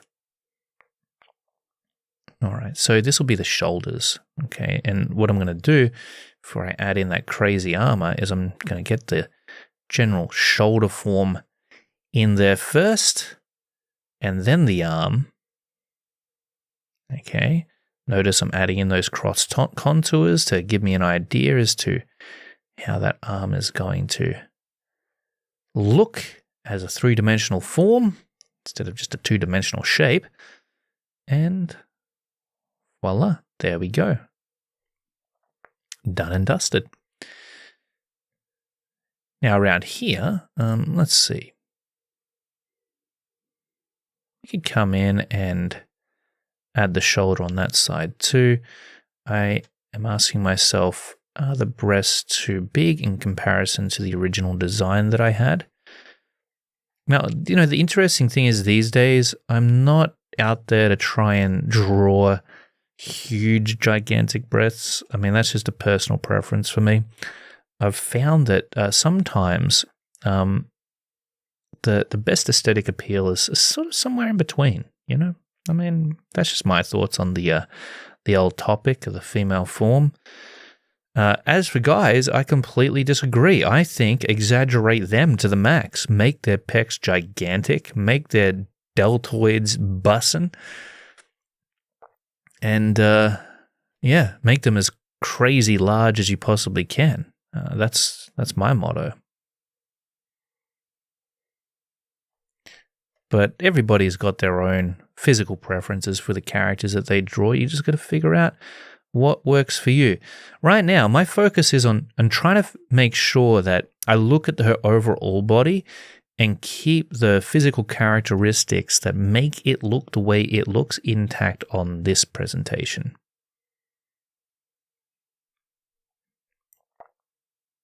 Okay, beautiful. Her head has also got to be large enough. Okay, so I'm going to pull it out further here, and I might have to resize it later on. It really depends. You'll notice that potentially her breasts come down a little lower in the initial version, so I'm going to make sure I apply that in this one. And her belly button's going to drop lower than that point, so we'll just leave it out of frame in this version. Okay, cool. So next up, I'm going to reposition her. I don't think she's framed correctly. So we're going to do a little bit of cropping magic here. I'm going to go, does she look better there? Yeah, you know what? I think just nudging her over like that probably makes her look a bit better. And the thing is, we want to align her to maybe one of those thirds. So that's all good. Done and dusted. All right, I think that just about does it. Beautiful. And we just get rid of these offshoots. So how you frame your characters is an important consideration to make that a lot of artists don't actually think about, especially when they're just starting out with their sequentials and heck, even their comic book covers. Make sure that you consider framing. It's an important thing. It's really the general composition of whatever you're drawing out within the area that you've got to work with. It's how you organize the elements inside in an aesthetically pleasing way that reads naturally to the viewer, that isn't confusing to look at. And how do you know? How do you know how to compose a page correctly? Well, you got to learn about the rule of thirds. Go to howtodrawcomicsacademy.com. I've got a whole free tutorial on composition written by the talented Joe Catapano, who is a literal comic book creator, self-published indie comic book creator. So, I mean, learning from him is going to be one of your best bets. And we got a full guide on composition created by him that you can access for free over on the website. Definitely check it out. It's in the description below. Just click the link. Do it. It's free. I mean, what more could you ask for? If you're a serious comic book artist, if you want to become a comic art master, then, I mean, it's a no-brainer, isn't it? You need to learn about composition. It's an important thing. Even if you're a trained artist, it's good to get a refresher on this stuff. Alrighty, moving on here. Now, I'm looking at the perspective of her head, and I'm going to flip the canvas. I feel like we need to apply a more dramatic, exaggerated perspective here, which means what we're going to do is get a little sketchier, a little more free flow, and I'm going to drop the breast on this side some more.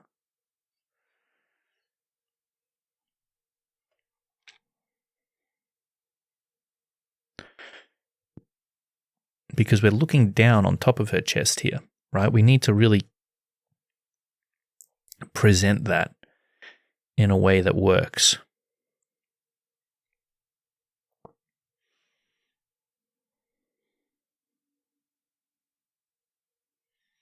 That'll be her ribs there. We'll get those drawn out. Now, understanding human anatomy is obviously going to help you to construct things on the fly in the way that I'm doing it. Because you might be watching this right now and you might be going, Clayton, you know, this is all good and well, but dude, I don't know how it is you're coming up with what you're coming up with. Like, if I try to put pencil to paper, that doesn't drop down onto the page like that for me. And I get it. You know, that's why you want to learn anatomy. It's very, very important. And it really helps me personally to construct all of my characters. You realize later on that things like anatomy and proportions, these are just tools. These are guides that really do help you out along the way quite significantly. The good news is we've actually been covering in depth the anatomy of the human body for months in the How to Draw Comics Academy.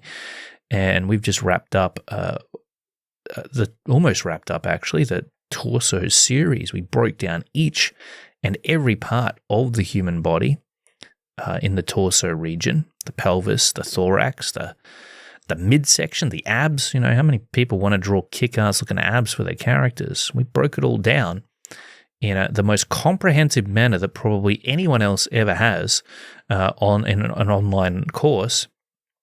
And it's all available there in the How to Draw Comics Academy. Again, for $9 a month. It's pretty nuts. And like I said, you get to keep those lessons, which is even cooler. Get new ones every single week covering this kind of thing. And once you learn it, you're able to drop down your characters and construct them on the page in much the same way that I'm doing it now. In fact, probably the only reason I've become especially capable of executing what I'm talking about here with the character construction is because I have been teaching it so much in the academy. I think that teaching someone how to do the thing you're trying to learn is the best way to actually learn it, because you're out there, you're doing the research, you're putting in the practice, the time, and you're being held accountable to know what it is you're actually talking about. Sweet as. So there we go. Now we look at the initial drawing that we did of her over here. Does her head look to be about the size it needs to be? Now keep in mind, we are looking down on her head in this example, which means we may actually want to increase the size of it. Lift it up a little bit. That feels good to me.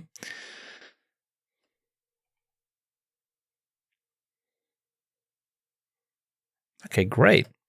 Now we're ready to start laying in the design. Now I've already incorporated the shoulder pads here. We've got a dot that sits at the top, so it's just keeping these design elements consistent, isn't it? And not only are we getting the positioning of the dots correct, we're making sure that we're drawing them in at the same size that they were presented with in that initial representation of the character, and at the same distance from one another, and also from the base of this shoulder pad. So we're going to make sure that we bring that one up some more, place it around about there. And I might even drop this shoulder pad down lower, because I have a little feeling, a little hunch that it needs to be longer there.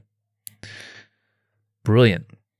And then we got this hole up the top toward her neck.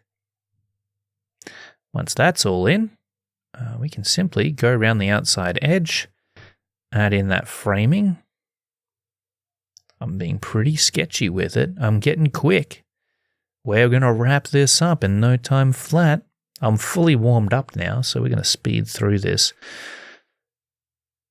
All right. And it is good to work with a little haste. I'm not going to lie. It helps you to incorporate more energy within your art, allows you to second guess what it is you're doing a little less. And it pulls you into the moment, which as I mentioned before, is an important thing to be in as you're drawing if you want to have fun with it. Now we're sketching out the other costuming assets in a consistent way, getting them drawn in. Okay, we've got this. Now you can see that I dropped that down too low, right? It starts off about here, then runs around. And that's much more accurate. So I could have just messed it up big time there. That's what I mean. It's easy. It's easy to miss the mark on some of this. You've got to be observant. You've got to make sure that you're keeping on point. And still, I'm thinking this breast probably needs to come down some more in order to keep the alignment accurate.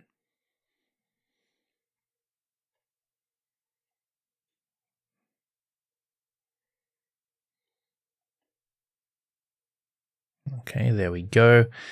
And then we've got this portion here. It's going to run around the side of her torso. Got these little bits coming off at the sides. I'm going to get those drawn in.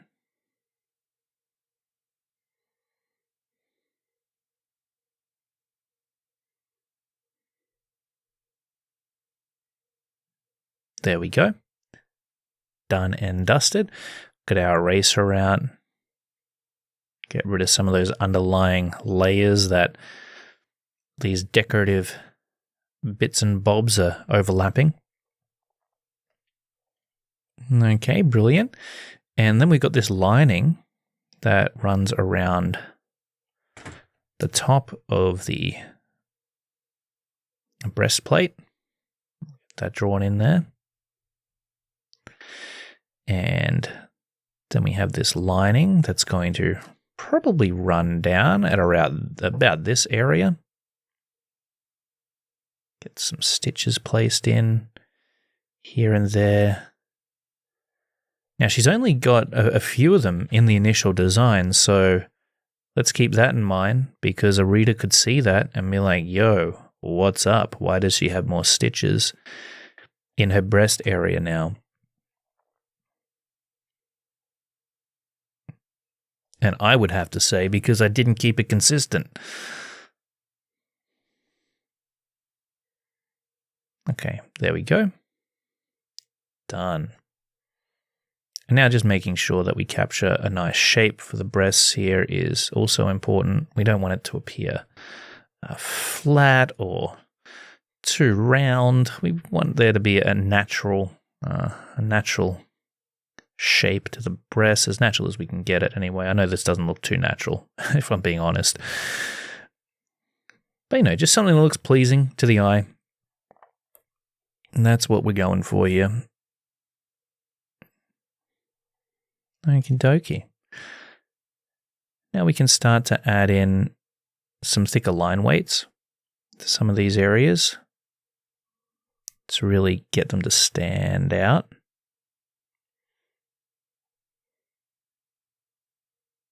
Just be like the hips down here. That's what we're looking at. If you're wondering what all those lumps and whatnot are that are going on. Okay, and then we'll run a line weight around this base of the strap. Jump up here, outline that. So you can see I really attend to the outfit first. And once I've got that sorted, then I'll jump back up to the face. I leave the face till last because, well, it's an important area. It's kind of like the star of the show. So whether it's nerves or just wanting to get the easy stuff done first, that's usually the order that I work on it in. And then we've got this strap that runs around the underside of the arm that will get placed in there. Also got another strap that runs around the top of the upper arm. So here we go. Let's get that placed in. That actually, believe it or not, comes up much higher. So lay it in like that. There we go. Keeping it as consistent as possible. Now, every now and then, you're going to find that there will be inconsistencies that just pop up. Try as you might to avoid them. And it's okay to let a few slide, all right? You don't have to be 100% perfect. I mean, Todd McFarlane often was asked, why does Spawn's suit change so much in the comic? And even though it was because he was suffering from some inconsistency issues, he just said, well, it's a living organism. It changes all the time. It can reshape itself into whatever it needs to be. And that was the reasoning that he decided to give people behind his inconsistent character design. And look, the thing is that you could still tell it was Spawn. The essence was still there. So, yeah, if you're going to make inconsistencies within your work, hopefully they're not obvious ones, okay? Because it's really only the obvious ones that pull your eye into the danger zone of breaking that suspense of disbelief. Okay, there we go. And then, look, I'm not going to get too worried about detailing out this area 100% exact. I guess we want it to look semi-appealing, don't we? I mean, we're putting the work into the rest, so let's go ahead and do that.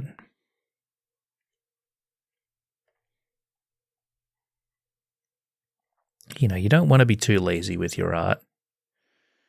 There we go.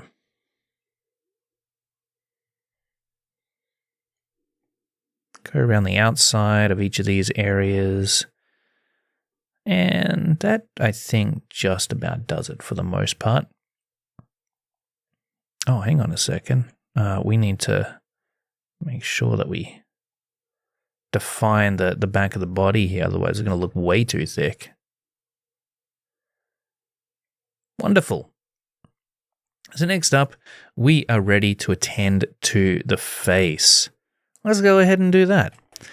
We're going to tackle it in much the same way that we tackled the other presentations of the face here. I'm going to flip the canvas once again. Going to draw in a bit of a cheekbone representation. We got the nose here. We got the mouth there. Probably have the eyes here.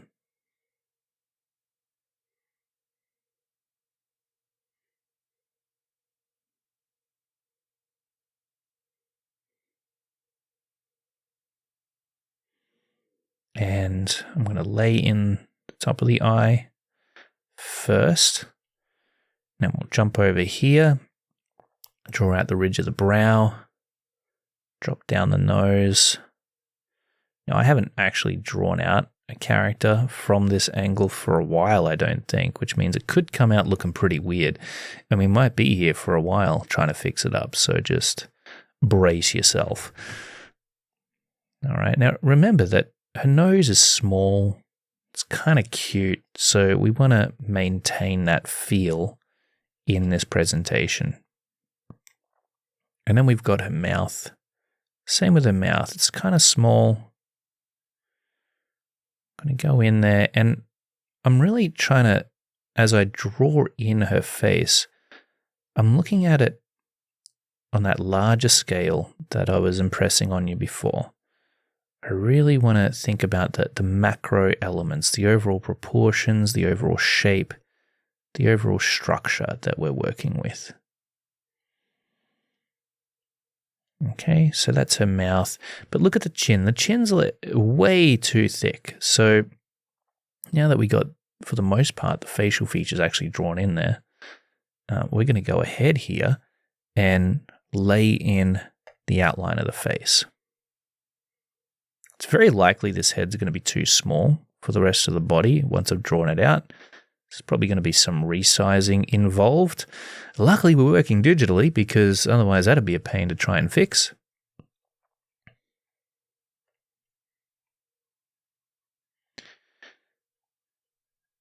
For the eyebrows, you can see that we've already got a bit of a guideline there for them, actually.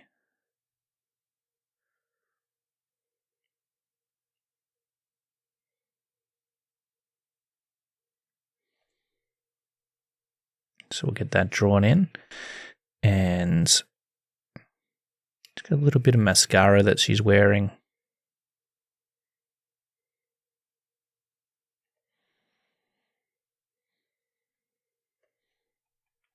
Going to get rid of this guideline around there.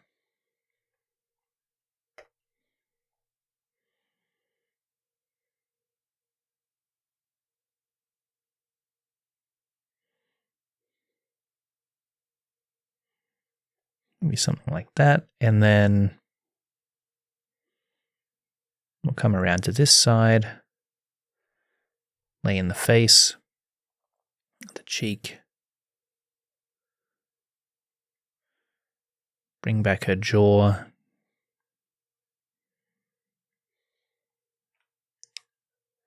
to about there. Now that might be actually a little too much of an angled presentation there for the jaw, so let me just kind of flip the canvas here again for a quick minute. Make a few judgment calls. That's all this is making the right judgment call. Okay, and then I'm going to do a little guideline there for the hairline. We know that this ear is actually going to be covered with hair for the most part, but we're still going to draw it in there anyway. And then looking at the rest of the head, you can see we got some odd things starting to happen with the proportions of it all. So I'm going to go ahead here and just sort of re-sculpt things out a bit. Notice how I can have it wrong. It's cool. You don't have to be Picasso, you know. You don't have to be a master of art or anything like that. You just got to know how to fix the things that are inevitably going to get messed up in your work. And that's what we just did. The next thing we're going to do is we're actually going to resize her head like I promised we were going to do. Got the lasso tool there. Good old lasso tool. Now we're going to scale it up. And I'm looking at the initial drawing that we did of her to ensure that I'm scaling it up to the right size here.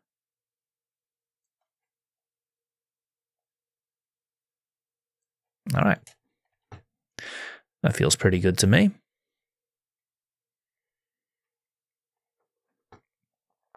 Once that's done, we'll draw in her neck.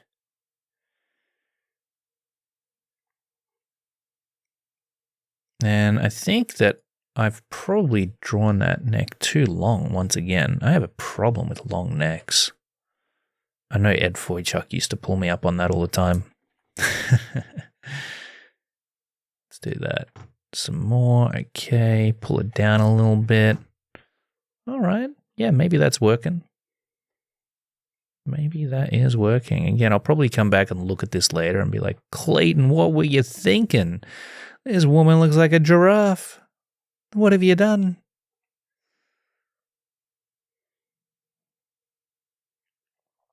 Okay, cool. So next up, I'm going to go ahead and lay in this hair. We'll switch the canvas back around and we can see that the hair kind of drops down from about this point and into, well, it actually curves round, doesn't it? Curves round into this section. By the way, if you spot any inconsistencies in this, you be sure to tell me. Okay. Did you know that in certain TV shows and movies, there is somebody who is hired specifically to spot out inconsistencies in the editing process? I'll give you an example of where this job wasn't done completely correctly. Is that in one of the scenes of Game of Thrones, you might have heard about it already. You know, Game of Thrones, right? Set in the medieval fantasy era. Well, on one of the tables, I don't know, I was in a bar or something, some structure. One of the tables in this scene, wouldn't you know it, there's a freaking Starbucks cup that somebody has left, part of the crew has left on the table right there in front of the camera. And guess what? They missed it. They missed it. Now, some of the audience didn't miss it. They were sitting there thinking, wait a second, I'm watching Game of Thrones here and there's a freaking Starbucks cup right there. That doesn't make a whole lot of sense. Suspense of disbelief destroyed. So that was a bit of a whoopsie. We kind of want to be that job role for ourselves. I mean, can you imagine having that job role? You'd think it'd be cruisy, but apparently, even when it's the only job you need to do, you can still fail at it.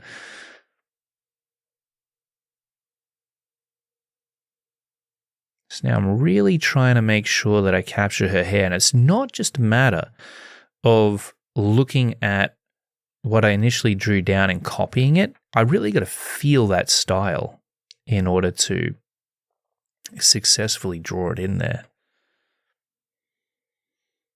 In order to draw it from multiple angles even, right?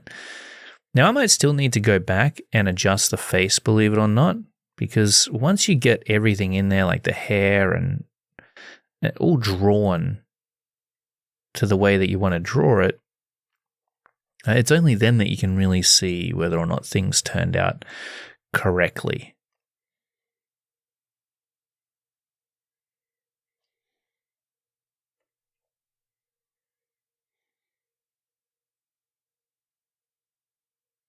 So I'm going in there and just loosely sketching this out, trying to get the back of the head right.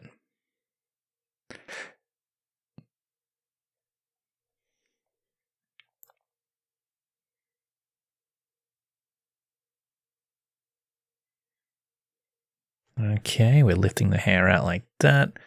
We'll flip the canvas once again. I know I'm flipping it back and forth on you. I'm sorry if I'm disorientating you, but I mean, this is how I work.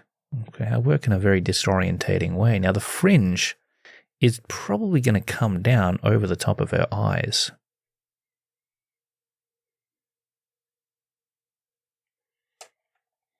I'm going to adjust that, in fact. So I'm thinking about the thickness of the fringe from above. Feels like it's going to come down like that. Down and around. And over here, it's going to come out some more. Come out even further.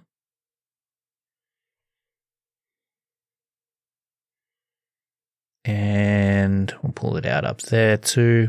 Cool, that's looking pretty good. Now this to me isn't feeling like the same character. What do you think? Doesn't feel like the same character to me. So part of the reason for that, I think, is going to be to do with the mouth potentially and the chin. All right, so we got to fix this. We got to fix it right up. Now the chin needs to be smaller. All right.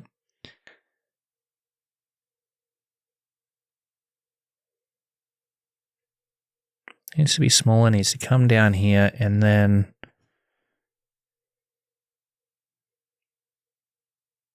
the eye potentially needs to be bigger too.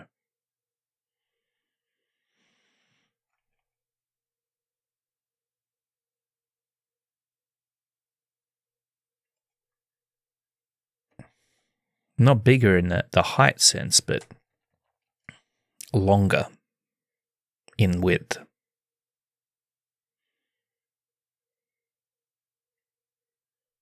Something like that, maybe.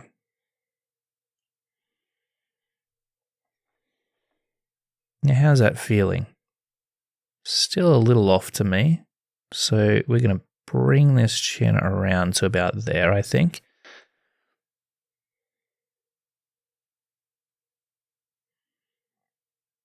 It's very, very subtle, the changes that we need to make here, but they do need to be made for her to look right.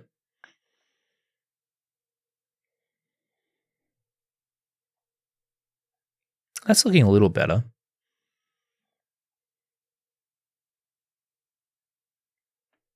Okay, there we go. And then maybe we just draw in the neck like that. It could even be the shape of her mouth here. Yeah, there we go. That's a bit better. Wonderful.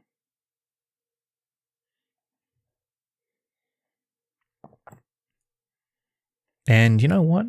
I'm going to get rid of this area here, this ridge of the nose.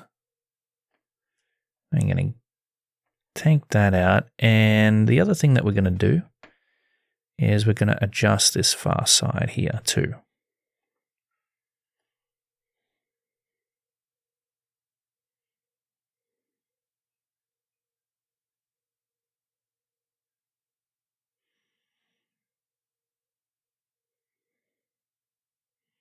Okay, that feels a bit better. I think that that we might have solved most of our problems there. You be the judge. As I laugh nervously. So I'm going to go through and now we're going to detail out the hair some more. You can see we've got these big strands of hair coming out the back, down here.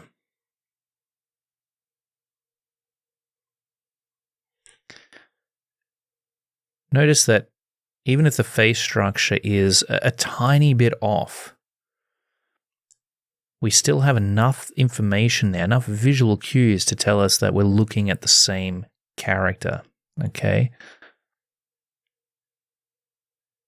And that's what I'm talking about, is it doesn't all need to be totally on the mark. There's a little inconsistency here and there. Don't sweat it too much. Just try to get it as close as possible and ensure that it's not anything major. If it's something major that people are going to notice, then you kind of have to go back to the drawing board there and fix it up.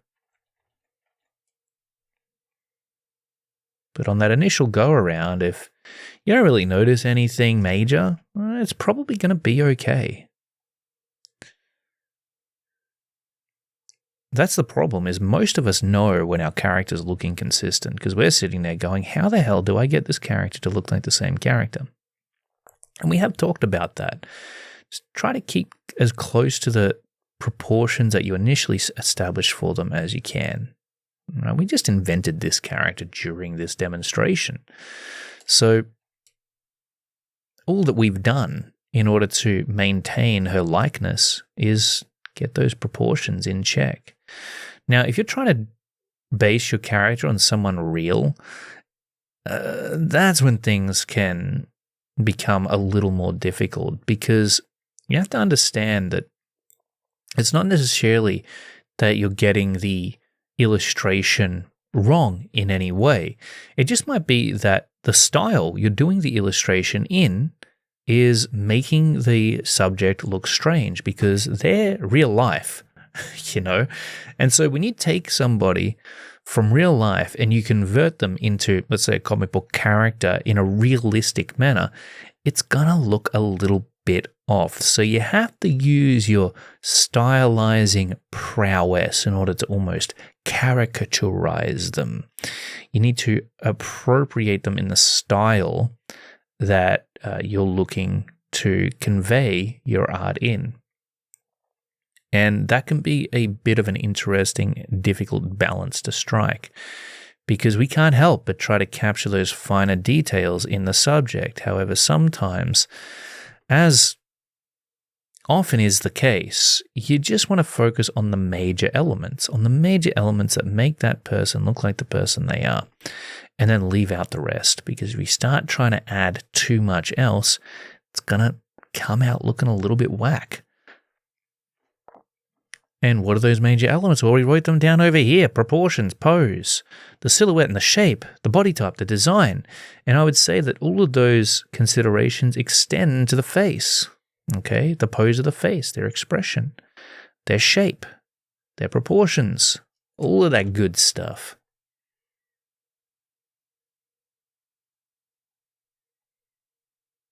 All right, we'll add a nice big line weight along the base of that hair there. Whoops. Get the eraser out. Neaten things up just a tiny bit.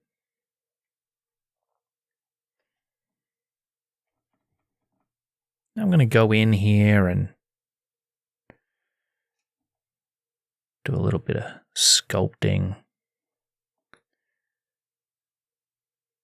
Add in a few more details for the hair. Look, we won't polish it up too much, okay? Otherwise, we really will be here just rendering out hair for the next few hours.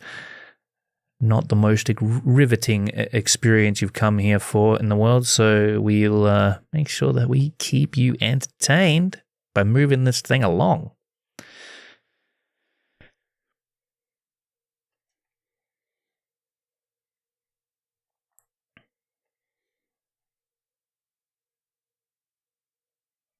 All right, and then we'll go in here, add in a few more divisions. Again, it's nice to render it on the dark side of the hair or the interior of the hair that's going to tuck around behind the character. That always gives things a nice amount of depth. It'll help her pop out more too. At this point, though, even though I haven't completely rendered out and detailed the hair, you should probably have a pretty solid, good idea as to whether or not this character resembles the other representations of her that we've drawn up in the previous panels. And I think that we've done a pretty good job of achieving that, right? So we've almost arrived at the very end of this demo, we'll place a few more strands here, and then we'll call it a day, I think. I'm going to actually erase that back down here, and then we'll maybe add in a few more render lines up the top. You don't really want it to be having a contour running all the way up. Sometimes that can just cause a little bit too much division there. It starts to get that plasticky look that we want to avoid at all costs. All right, we'll run that line down here and this line down here, and maybe add another one in here, make it cool to look at. Takes time, but it's worth it. And then, look, I'm going to stop. I'm going to stop right there. Don't do anything else, Clayton. Put the stylus down. Okay. Oh, wait, the eyes. Sorry, we've got to do the eyes. We've got to make sure that they're in there. The eyes are the windows into the soul, okay? So that's the exception. Beautiful. Okay, done. Done and dusted. We did it. That is our female character that we've drawn up here on the fly. From scratch. We designed her from the very beginning, from nothing but what resembled a potato. That's literally what we started with, is a potato-shaped head, and then we drew out the body from there and carved a face into it that, turned out kind of pretty in the end. And then we took that design and we replicated it in a completely different context while still keeping it consistent so that we could recognize it as the same character. And then we did the same thing in this last panel. Completely different camera angle, different framing for the shot, yet still we can tell it's the same character that we're looking at. Keep these things in mind, and I am telling you, you should be well on your way to being able to pull off the same stunt with your own characters, making them look consistent from one panel to the next. And that's a wrap. I hope that you enjoyed this lesson and that you got a ton of value out of it, and that now drawing characters consistently isn't so much of a mystery for you anymore. You've got the tools to be able to do it.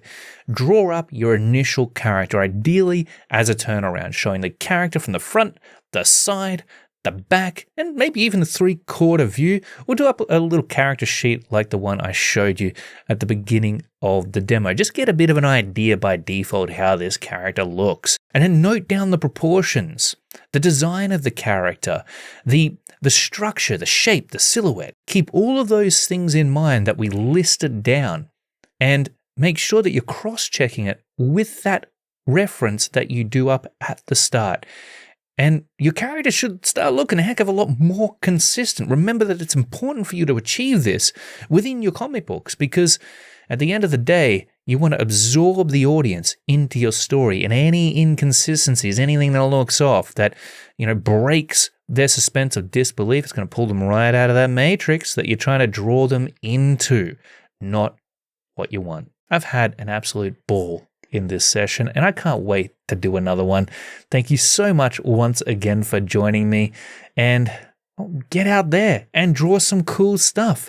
Until next time, keep on drawing, keep on creating, and I'll see you again real soon. Bye-bye for now.